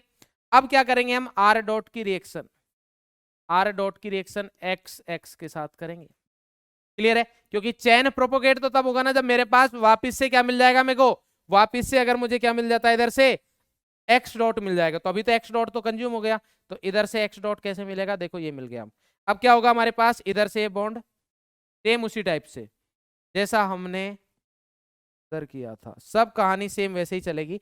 तो इधर आ जाएगा हमारे पास R X plus X dot, क्या बन गया बेटा, RX प्लस X डॉट। मेरे हिसाब से कोई समस्या नहीं होनी चाहिए। ये क्या हो गया, चेन प्रोपोगेशन, और लास्ट स्टेप है हमारे पास चेन टर्मिनेशन। तो चेन टर्मिनेशन की अगर हम बात करें तो क्या आएगा, चेन टर्मिनेशन, ये आ गया हमारे पास स्टेप 3 चेन टर्मिनेशन, ठीक है। तो चेन टर्मिनेशन में कोई समस्या नहीं है, हम ये कर देते हैं भाई। देखो चेन टर्मिनेशन में क्या होगा, X डॉट बना हुआ है, वो X डॉट के साथ रिएक्ट करेगा, X2 बन जाएगा। एक तो यही होगा हमारे पास, क्लियर है। इसके अलावा और क्या हो सकता है, देखो R डॉट है, ये भी R डॉट के साथ भी रिएक्ट कर सकता है, R डॉट आर डॉट के साथ रिएक्ट कर सकता है, बट इसके चांसेस बहुत कम होते हैं, इसके चांसेस बहुत कम होते हैं, ठीक है। आर डॉट के साथ रिएक्ट कर सकता है, इसके चांसेस बहुत कम होते हैं। क्लियर है भाई? ठीक है, ये आ गया हमारे पास। क्यों क्यों कम क्यों होते हैं? क्योंकि ये बल्कि है, तो बल्कि वालों के चांसेस किसी बल्कि वाले के साथ कोलाइड करे उससे पहले वो हल्के के साथ कोलाइड कर सकते हैं। क्लियर है? तो ये हमारे पास पॉसिबिलिटी है। अब देखो, ये बात आपको समझ में आ गई। ये तो मैंने आर एच की फॉर्म में लिया था। किसकी फॉर्म में लिया था? आर एच की फॉर्म में लिया था। अब मैं आपको एक चीज और बता देता हूं। अगर मैं रिएक्टिविटी ऑफ हेलोजन की देखूं, रिएक्टिविटी ऑफ हेलोजन्स, तो रिएक्टिविटी ऑफ हेलोजन्स हमारे पास होता है F2 सबसे ज्यादा रिएक्टिव, देन आता है Cl2, देन आता है हमारे पास Br2, और देन आता है हमारे पास I2। ये आता है हमारे पास, ठीक है। F2 Cl2 Br2 I2, ये बहुत इंपॉर्टेंट है, क्योंकि आप मैक्सिमम जगह जब देखोगे ना तो आयोडीन आगे मिलता है, बट इधर हमारे पास लास्ट में मिल रहा है। इसका रीजन क्या है? इसका रीजन भी अगर आप समझोगे तो आपको इधर ही मिलेगा। देखो HX, अगर मैं X वाली चीजें देखूं तो दो जगह है। एक तो हमारे पास इधर इंक्लूड हो रहा है X2, बॉन्ड ब्रेक हो रहा है, और दूसरा अगर मैं देखूं तो इधर हमारे पास HX, इधर चीजें आ रही है। क्लियर है? तो मैं दोनों की बात कर लेता हूं आपसे इधर ही, ठीक है। कौन सी है जो रिएक्शन की रेट को फेवर कर रहा है?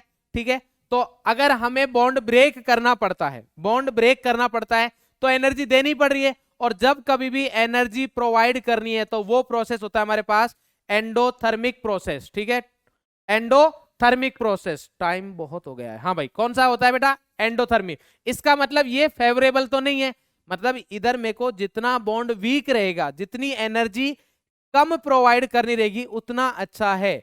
तो इसका मतलब अगर मैं बॉन्ड डिसोसिएशन एनर्जी की बात करूं, इसकी बात करूं, बॉन्ड डिसोसिएशन एनर्जी, तो बॉन्ड डिसोसिएशन एनर्जी सबसे ज्यादा होती है बेटा Cl2 की, देन आती है हमारे पास Br2, और देन होता है F2, और लास्ट में आता है हमारे पास I2। और ये आपको बताने की जरूरत नहीं होनी चाहिए कि F पीछे क्यों गया है, क्योंकि आपने केमिकल बॉन्डिंग, पीरियोडिक प्रॉपर्टी सब जगह पढ़ा होगा कि ये लोन पेयर रिपल्सन की वजह से ये बॉन्ड वीक होता है। साइज छोटा होता है, लोन पेयर रिपल्सन ज्यादा होता है, जिसकी वजह से वीक होता है, ठीक है। तो अगर मैं इधर फ्लोरीन की बात करूं तो ये जितना पीछे है उतना फेवरेबल है। क्यों? क्योंकि ये तो एंडोथर्मिक प्रोसेस हुआ ना, ठीक है। अब अगर मैं बात करूं कि HX की, HX bond strength, HX bond strength की अगर हम बात करें तो देखो भाई, HX बॉन्ड तो मेरे पास क्या बन रहा है? फॉर्म हो रहा है। इधर बॉन्ड फॉर्म हो रहा है, तो इधर हमारे पास एनर्जी रिलीज होगी। एनर्जी क्या होगी? रिलीज होगी। मतलब जितनी ज्यादा बॉन्ड स्ट्रेंथ होगी उतनी सिस्टम से एनर्जी रिलीज होगी, और अगर एनर्जी रिलीज हो रही है मतलब सिस्टम की एनर्जी कम होगी, मतलब सिस्टम स्टेबल हो रहा है। यही तो पढ़ते आ रहे स्टार्टिंग से। इसका मतलब ये क्या होनी चाहिए? कम होनी चाहिए। इधर लिख देता हूं, सॉरी, ये होना चाहिए शुड बी लेस। क्यों? क्योंकि ये पॉजिटिव है। कैसी है बेटा? पॉजिटिव।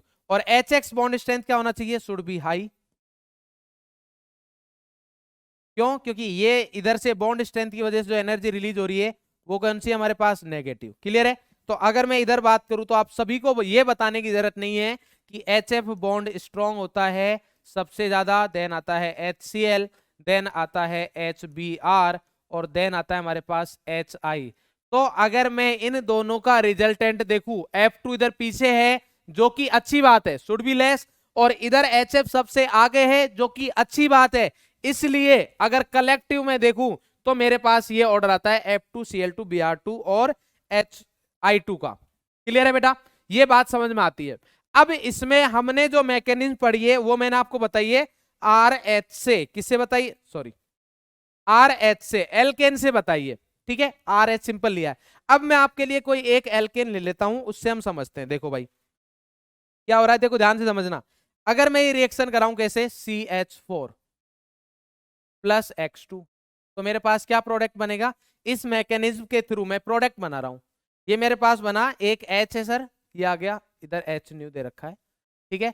CH3 इधर आ गया X प्लस HX, ठीक है। बोले सर सारी चीजें सही है, समझ में आ गई, कैसे बन रहा है वो सारी चीजें भी ठीक है, बट आप ये बताओ कि रिएक्शन में हुआ क्या है, H को रिप्लेस किया है X ने, बोले हाँ यही हुआ है।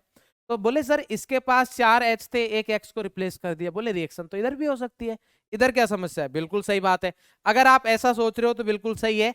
तो CH3X भी बनेगा, CH2X2 भी बनेगा, CHX3 भी बनेगा और CX4 भी बनेगा, सभी प्रोडक्ट बनेंगे।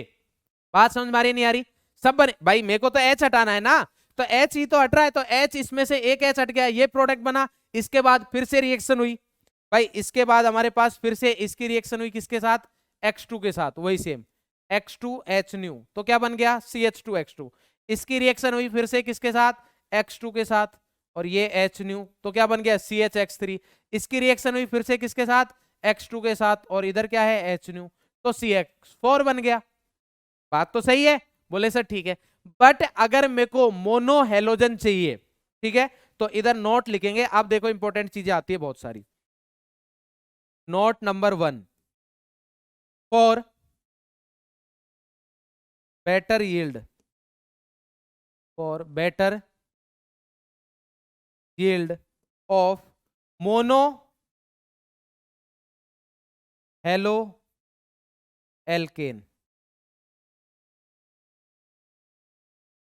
मोनो हेलो एल्केन मतलब एक ही हेलोजन अगर चाहिए तो उसके बेटर यील्ड के लिए हमें क्या करना होगा, ये पूछ रहा है। तो बिल्कुल सिंपल सा जवाब है उसका। देखो रिएक्शन किस किस के बीच में हो रही है हमारे पास, CH4 वाली ले लेता हूं मैं, CH4 प्लस X2, ये है हमारे पास, ठीक है, और ये आ गया H न्यू। तो अब आप खुद बताइए मुझे कि आपको प्रोडक्ट क्या चाहिए। हमें प्रोडक्ट चाहिए CH3X, ये चाहिए, और प्लस HX चाहिए, क्या चाहिए HX।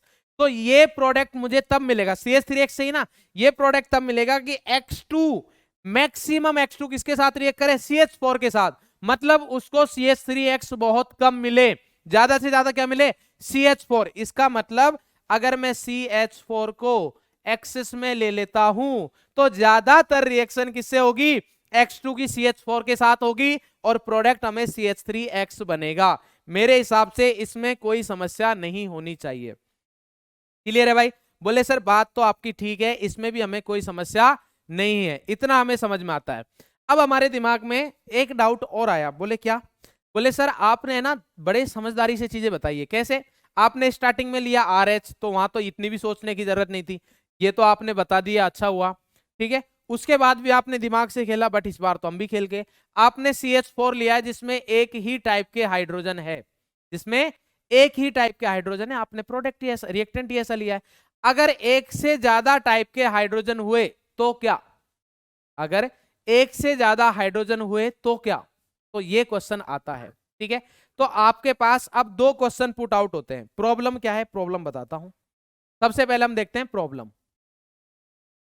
तो सर प्रॉब्लम दो है, एक प्रॉब्लम है, प्रॉब्लम एक है हमारे पास प्रॉब्लम 1, ठीक है, और एक प्रॉब्लम है हमारे पास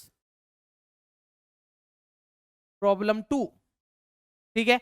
प्रॉब्लम 1 क्या है, बोले सर प्रॉब्लम 1 तो हमने आपको बता दी है कि अगर एक से ज्यादा टाइप के हाइड्रोजन हुए तो क्या करेंगे, एक से ज्यादा टाइप के हाइड्रोजन हुए तो क्या करेंगे। तो बोले सर हमारी प्रॉब्लम ये है एक्चुअल में, अब आपने ये बता दिया मेरे को, बट आप एक्चुअल में इसको बता नहीं पा रहे, ठीक है।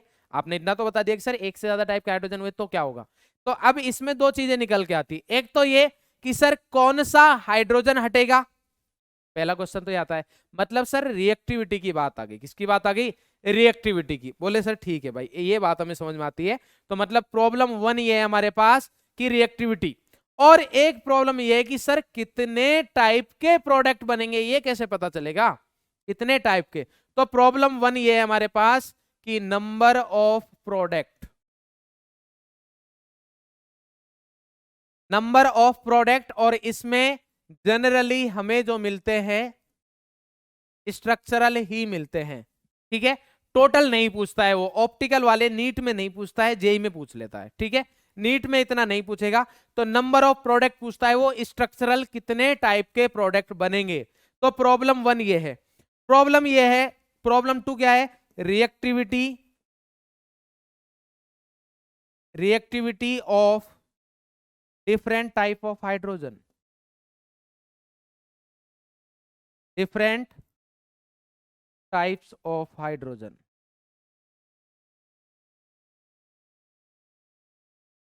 ठीक है, ये हमारे पास दो प्रॉब्लम आ गई। बोलो भाई क्लियर है?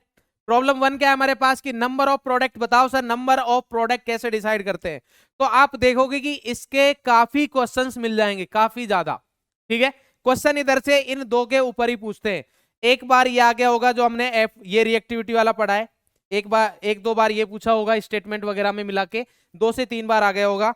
एक दो बार आपसे ये भी पूछा होगा कि अगर मेरे को CH3X चाहिए तो इसके लिए क्या करना पड़ेगा कि हमारे पास जो एल्केन है उसको हम एक्सेस में ले लेंगे। किसको एक्सेस में ले लेंगे?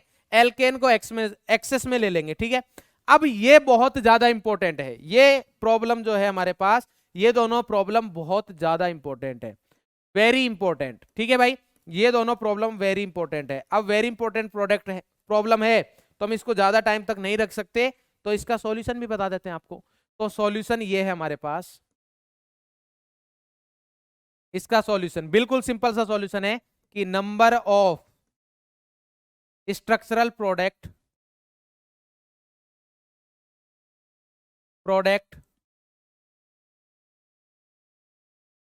इज इक्वल टू, आप खुद बताओगे। देखो भाई, अगर मैं मान लो प्रोडक्ट की बात करूं तो हो क्या रहा है सर? हो तो कुछ भी नहीं रहा, सिंपल सा है कि H को हटा के X लगा रहे, H को हटा के X लगा रहे। ठीक है, तो सर प्रोडक्ट तो इसी बात पे डिपेंड करेगा कि मेरे पास जितने टाइप के हाइड्रोजन होंगे उतने टाइप के ही प्रोडक्ट बन सकते हैं। भाई जितने टाइप के मेरे पास हाइड्रोजन है, मैं तो मोनो हेलोजन प्रोडक्ट की बात कर रहा हूं ना, तो एक हाइड्रोजन को हटा के एक X ही लगा सकता हूं। तो जितने टाइप के हाइड्रोजन होंगे वो मैं देख लूंगा, जितने टाइप के हाइड्रोजन उतने प्रोडक्ट। बोले बात बिल्कुल सही है, तो आपको आंसर मिल गया है कि number of structural product is equal to number of types of hydrogen, number of types of hydrogen, number of types of hydrogen. ये हमारे पास इसका सॉल्यूशन मिल गया है। क्लियर है भाई? इसको कलर चेंज करते हैं हम, ये हमारे पास इसका सॉल्यूशन मिल गया है। क्लियर है? ये बहुत इंपॉर्टेंट है। अब हम पहले इसको देखते हैं अच्छे से और फिर हम बात करेंगे रिएक्टिविटी की। तो रिएक्टिविटी का भी सॉल्यूशन तो दे देता हूं, डिस्कस हम इसको अभी बाद में करेंगे, मोस्ट प्रोबेबली मुझे लग रहा है कि नेक्स्ट वाले लेक्चर में ही होगा। तो सॉल्यूशन की अगर हम बात करें तो सॉल्यूशन क्या बोलता है? Reactivity of different type hydrogen है, तो रिएक्टिविटी हमारे पास सिंपल सा फंडा ये बोलता है कि सर देखो, इधर हमारे पास ये R डॉट बना है, क्या बना है? R dot. तो इस R डॉट की रिएक्टिविटी जितनी ज्यादा होगी, भाई R डॉट, क्योंकि R डॉट ही तो X2 के साथ रिएक्ट करके RX बना रहा है, तो इस R डॉट की रिएक्टिविटी जितनी सॉरी रिएक्टिविटी अगर मैंने बोला है, इस R डॉट की स्टेबिलिटी जितनी ज्यादा होगी उतना ज्यादा प्रोडक्ट बनेगा, उतना ज्यादा इस R डॉट से प्रोडक्ट बनेगा। और ये R डॉट बन कैसे रहा है? इस H को हटा के, मतलब H को हटा के हमें देखना है कि जो फ्री रेडिकल सबसे ज्यादा स्टेबल होगा उसकी रिएक्टिविटी ज्यादा होगी। और फ्री रेडिकल की स्टेबिलिटी बताने की जरूरत है नहीं मेरे हिसाब से, क्योंकि 3 डिग्री ज्यादा स्टेबल होगा तो हम बोल सकते हैं कि 3 डिग्री हाइड्रोजन की रिएक्टिविटी सबसे ज्यादा, देन होता है हमारे पास 2 डिग्री हाइड्रोजन की रिएक्टिविटी ज्यादा, और देन होता है 1 डिग्री हाइड्रोजन की रिएक्टिविटी। बोलो भाई क्लियर है?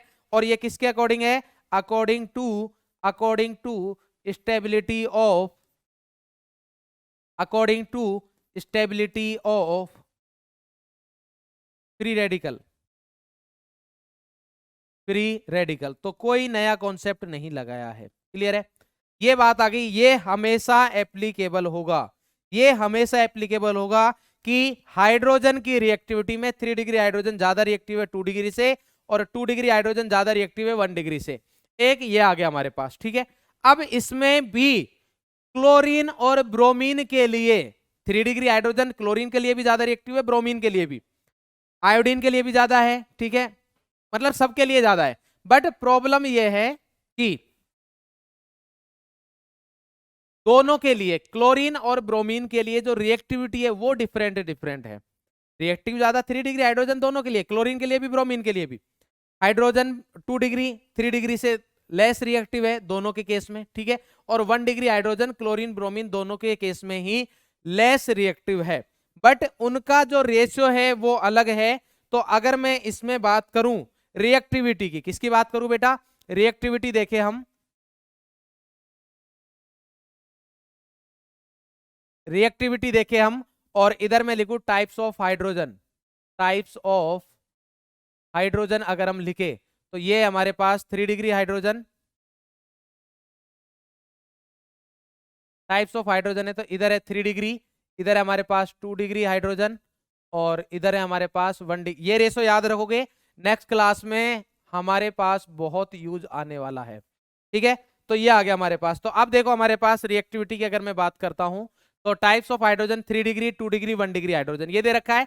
तो अब अगर आप देखोगे तो क्लोरीन के लिए अगर मैं देखूं, फॉर क्लोरीन, फॉर Cl2, तो Cl2 के लिए 3 डिग्री हाइड्रोजन रिएक्टिव होता है 5:3.8 1, मतलब 1 डिग्री हाइड्रोजन की रिएक्टिविटी अगर 1 है तो 2 डिग्री हाइड्रोजन की रिएक्टिविटी 3.8 टाइम्स होगी और इसकी 5 टाइम्स होगी। और यही अगर मैं बोलूं किसके लिए, Br2 के लिए, किसके लिए बोले बेटा, Br2 के लिए, तो अब देखना अब तो घमासान होने वाला है। 1:2 ये होता है हमारे पास 80 और इधर आप देखोगे तो 1600। ये एग्जैक्ट में 80 नहीं होता है, एग्जैक्ट में 82 होता है, बट कैलकुलेशन के लिए आप 80 ही यूज करना। तो रेशियो क्या है, 1:80:80 1600, तो इतना ज्यादा डिफरेंस है। बट हाँ, ऑर्डर हमारा सही है कि रिएक्टिविटी हमारे पास हमेशा 3 डिग्री हाइड्रोजन की ज्यादा है, किससे, 2 डिग्री से, 2 डिग्री की ज्यादा है 1 डिग्री से। क्लियर है, तो दोनों क्वेश्चन के आंसर हमें मिल चुके हैं। ठीक है, अब इनके कुछ क्वेश्चंस करने के किस टाइप से आते हैं। तो पहली प्रॉब्लम थी हमारे पास कौन सी की sir, problem 1, number of product. तो अब हम क्वेश्चंस करेंगे नंबर ऑफ प्रोडक्ट से रिलेटेड। ठीक है, नंबर ऑफ प्रोडक्ट से रिलेटेड। तो अगर मैं आपको क्वेश्चन देता हूं, क्वेश्चन है आपके पास कि आपको दे रखा है मान लो ब्यूटेन, या बढ़िया क्वेश्चन करे एक बार में ही, आइसोब्यूटेन दे रखा है, इधर क्या दे रखा है, आइसोब्यूटेन प्लस Cl2। ठीक है, और इधर रिएक्शन दे दी और आपसे पूछा है total number of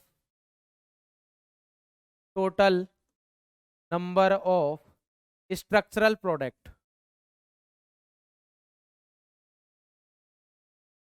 structural product बताने हैं आपको। ठीक है, और इसमें भी मोनो हेलो प्रोडक्ट, मोनोक्लोरो मतलब एक ही हाइड्रोजन सब्स्टिट्यूट होगा। तो ये Cl2 के साथ में H न्यू दे रखा है हमारे पास। तो अब क्या करेंगे, सॉल्यूशन बिल्कुल सिंपल है। आपको पता है कि टाइप ऑफ प्रोडक्ट बताने, तो आपको सिर्फ इतना सा देखना है कितने टाइप के हाइड्रोजन है। टाइप ऑफ प्रोडक्ट के लिए क्या चेक करना है कि कितने टाइप के आपके पास हाइड्रोजन है। तो अगर उससे रिलेटेड आप बात करोगे तो बिल्कुल सिंपल सा जवाब है कि सर देखो CH3, इधर आता है CH और ये आ गया CH3। ये तो हो गया सर आइसो ग्रुप। ब्यूटेन बोला है तो एक कार्बन और आ जाएगा CH3। अब मैं टाइप ऑफ हाइड्रोजन की अगर मैं बात करूं तो टाइप ऑफ हाइड्रोजन देखो सर, ये CH3, ये CH3 और ये CH3, ये CH3 तीनों क्या है, सेम है। तो इधर से हाइड्रोजन लो, इधर से हाइड्रोजन लो, इधर से हाइड्रोजन लो, एक ही बात है। और दूसरा क्या है हमारे पास, एक हाइड्रोजन है पिंक कलर का, ये रहा, इसके पास दूसरा हाइड्रोजन है। ध्यान रखना, मैंने 2 टाइप के हाइड्रोजन इसलिए नहीं बताए कि ये 1 डिग्री है और ये 3 डिग्री है, नहीं, मैंने देखा है कि इसमें से एक H को हटाओ, चाहे इसमें से हटाओ, चाहे इसमें से हटाओ, सेम ही बात है। डिग्री का क्यों नहीं बोल रहा हूं, क्योंकि अभी बताऊंगा मैं आपको, आपको समझ में आ जाएगा कि डिग्री का मैं क्यों नहीं बोल रहा, क्योंकि अलग अलग चीजें हो सकती है। ठीक है भाई, तो ये आ गया हमारे पास। तो इसको हम बोल देंगे कि हमारे पास 2 टाइप्स हाइड्रोजन प्रेजेंट है। कितने टाइप के हाइड्रोजन प्रेजेंट है, 2 types of hydrogen present, 2 types of hydrogen present है। तो टोटल स्ट्रक्चरल प्रोडक्ट कितने बनेंगे, तो total structural product, total structural product कितने बन गए बेटा हमारे पास, टोटल स्ट्रक्चरल प्रोडक्ट भी कितने बन जाएंगे, 2। और अगर आपको प्रोडक्ट बनाने हैं तो मैं आपको प्रोडक्ट भी बना के देता हूं। इधर मैंने लगा दिया CH2 के साथ Cl, इधर CH, CH3, CH3 एक तो ये बनेगा और साथ में 3 डिग्री वाले को हटा दो, CH3, C, CH3, CH3 और इधर आ गया हमारे पास Cl। एक प्रोडक्ट तो ये बन गया। ठीक है, दूसरा हमारे पास जो प्रोडक्ट बनेगा, दूसरा ये हो गया हमारे पास। अब देखो यही क्वेश्चन मैं इसके लिए देता हूं, सेम क्वेश्चन है, आइसोपेंटेन लिख दिया मैंने, क्या लिख दिया बेटा, आइसोपेंटेन। आइसोपेंटेन के लिए आपको बताना है आइसोपेंटेन प्लस Cl2 हो या Br2 हो कोई फर्क नहीं पड़ेगा, इधर दे रखा है एच न्यू और क्या बताना है टोटल नंबर ऑफ प्रोडक्ट, वही same total number of mono hello structural product.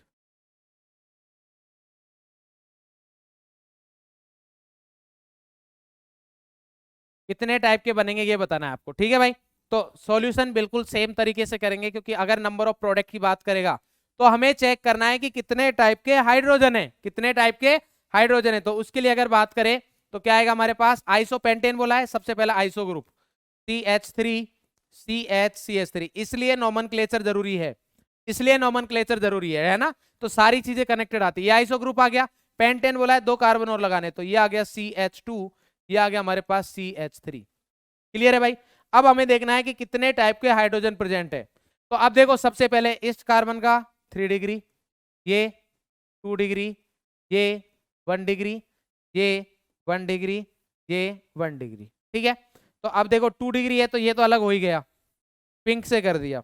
एक हमारे पास सॉरी 3 डिग्री है तो अलग हो गया, एक 2 डिग्री है ये भी अलग है तो इसको भी मैंने दूसरे कलर से कर दिया। अब ध्यान देना, ये CH3 ये CH3, अब देखो ये दोनों CH3 सेम ही कार्बन के साथ कनेक्टेड है, ये दोनों CH3 सेम ही कार्बन के साथ कनेक्टेड है। दिस कार्बन का डिग्री कितना है, 3 डिग्री है। बट अगर आप बात करोगे बेटा किसकी, अलग कलर लेते हैं हम, ये इस CH3 की, तो इससे ये हमारे पास डिफरेंट टाइप का है, इनके जैसा नहीं है। इसीलिए मैंने आपको मना किया था कि अगर डिग्री सेम हो तो जरूरी नहीं कि टाइप ऑफ हाइड्रोजन भी सेम है। बात समझ में आ रही है। क्योंकि आप अगर देखो भाई समझना, अगर मैं इधर क्लोरीन लगाता हूं, इधर क्लोरीन लगाता हूं, तो आप उसका IUPAC नेम लिखना, और इधर क्लोरीन लगाओ तो उसका IUPAC नेम लिखना। तो हमारे पास टोटल कितने टाइप के, एक तो ये कलर, 2 3 4, तो टोटल प्रोडक्ट कितने बनेंगे हमारे पास, टोटल प्रोडक्ट बनेंगे 4। क्यों, क्योंकि 4 टाइप के हाइड्रोजन प्रेजेंट है, 4 types of hydrogen present, 4 types of hydrogen present. Clear है भाई। प्रोडक्ट अगर बनाने तो मैं प्रोडक्ट भी बना के दे देता हूं, और आप उनके IUPAC नेम लिख के सेटिस्फेक्शन ले लेना कि सर ने जो बात बोली है वो सही बोली है या नहीं बोली। अगर किसी बंधु को ये बात समझ में नहीं आई हो तो। क्लियर है भाई।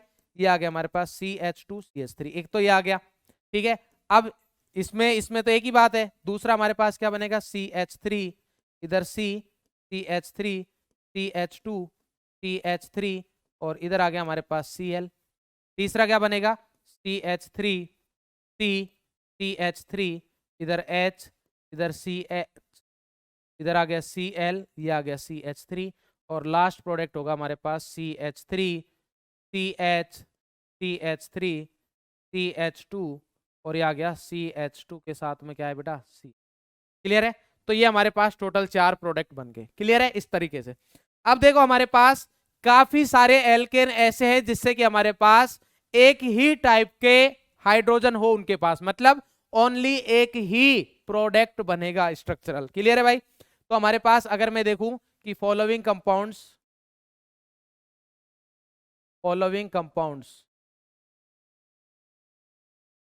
Give only one type of mono halo product on photohalogenation, on photohalogenation।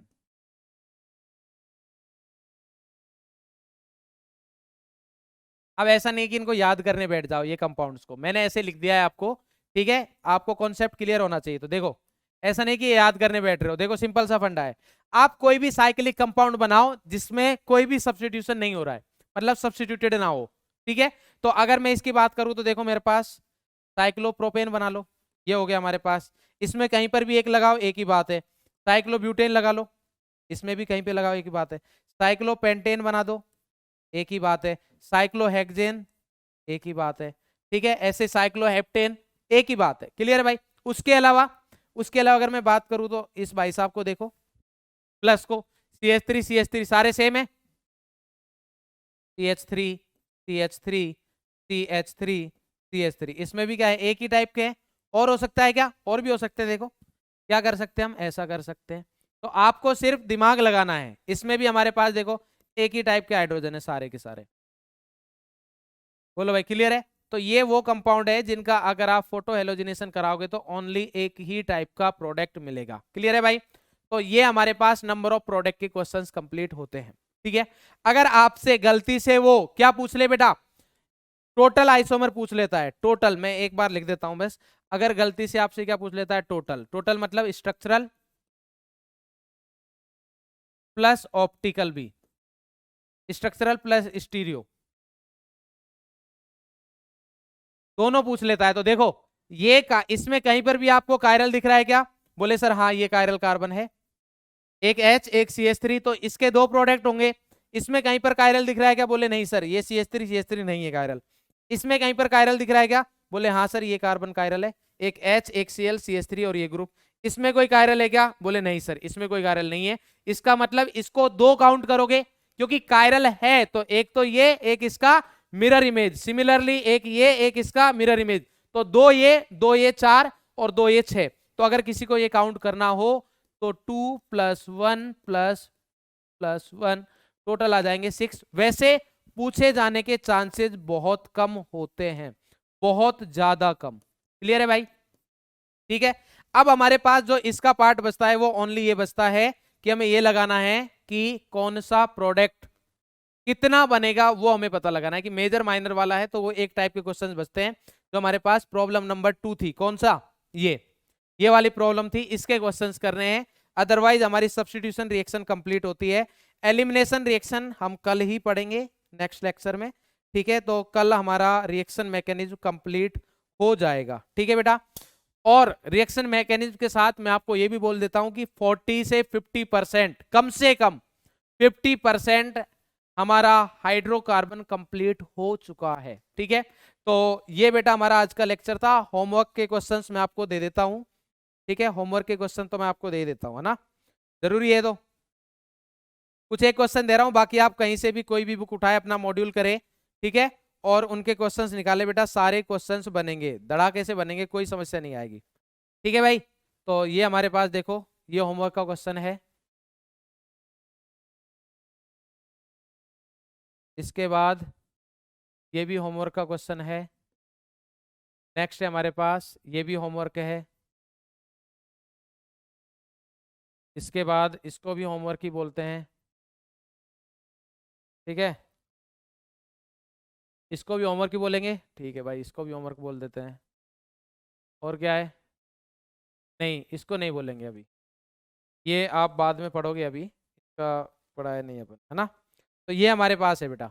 ठीक है, इसके बाद वाली चीजें हम पढ़ेंगे नेक्स्ट लेक्चर में। किस में पढ़ेंगे, नेक्स्ट लेक्चर में। और भी है क्या, ये रहा, ये हमारे पास होमवर्क है।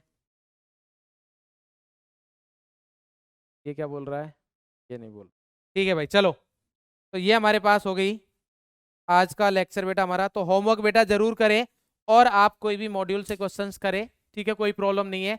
एल्केन के जो भी केमिकल प्रॉपर्टीज है उसके सारे क्वेश्चंस निकाल ले अच्छे से। ठीक है, तो ऑल द वेरी बेस्ट, अच्छे से पढ़ते रहे, मुस्कुराते रहे, स्वस्थ रहे। Thank you.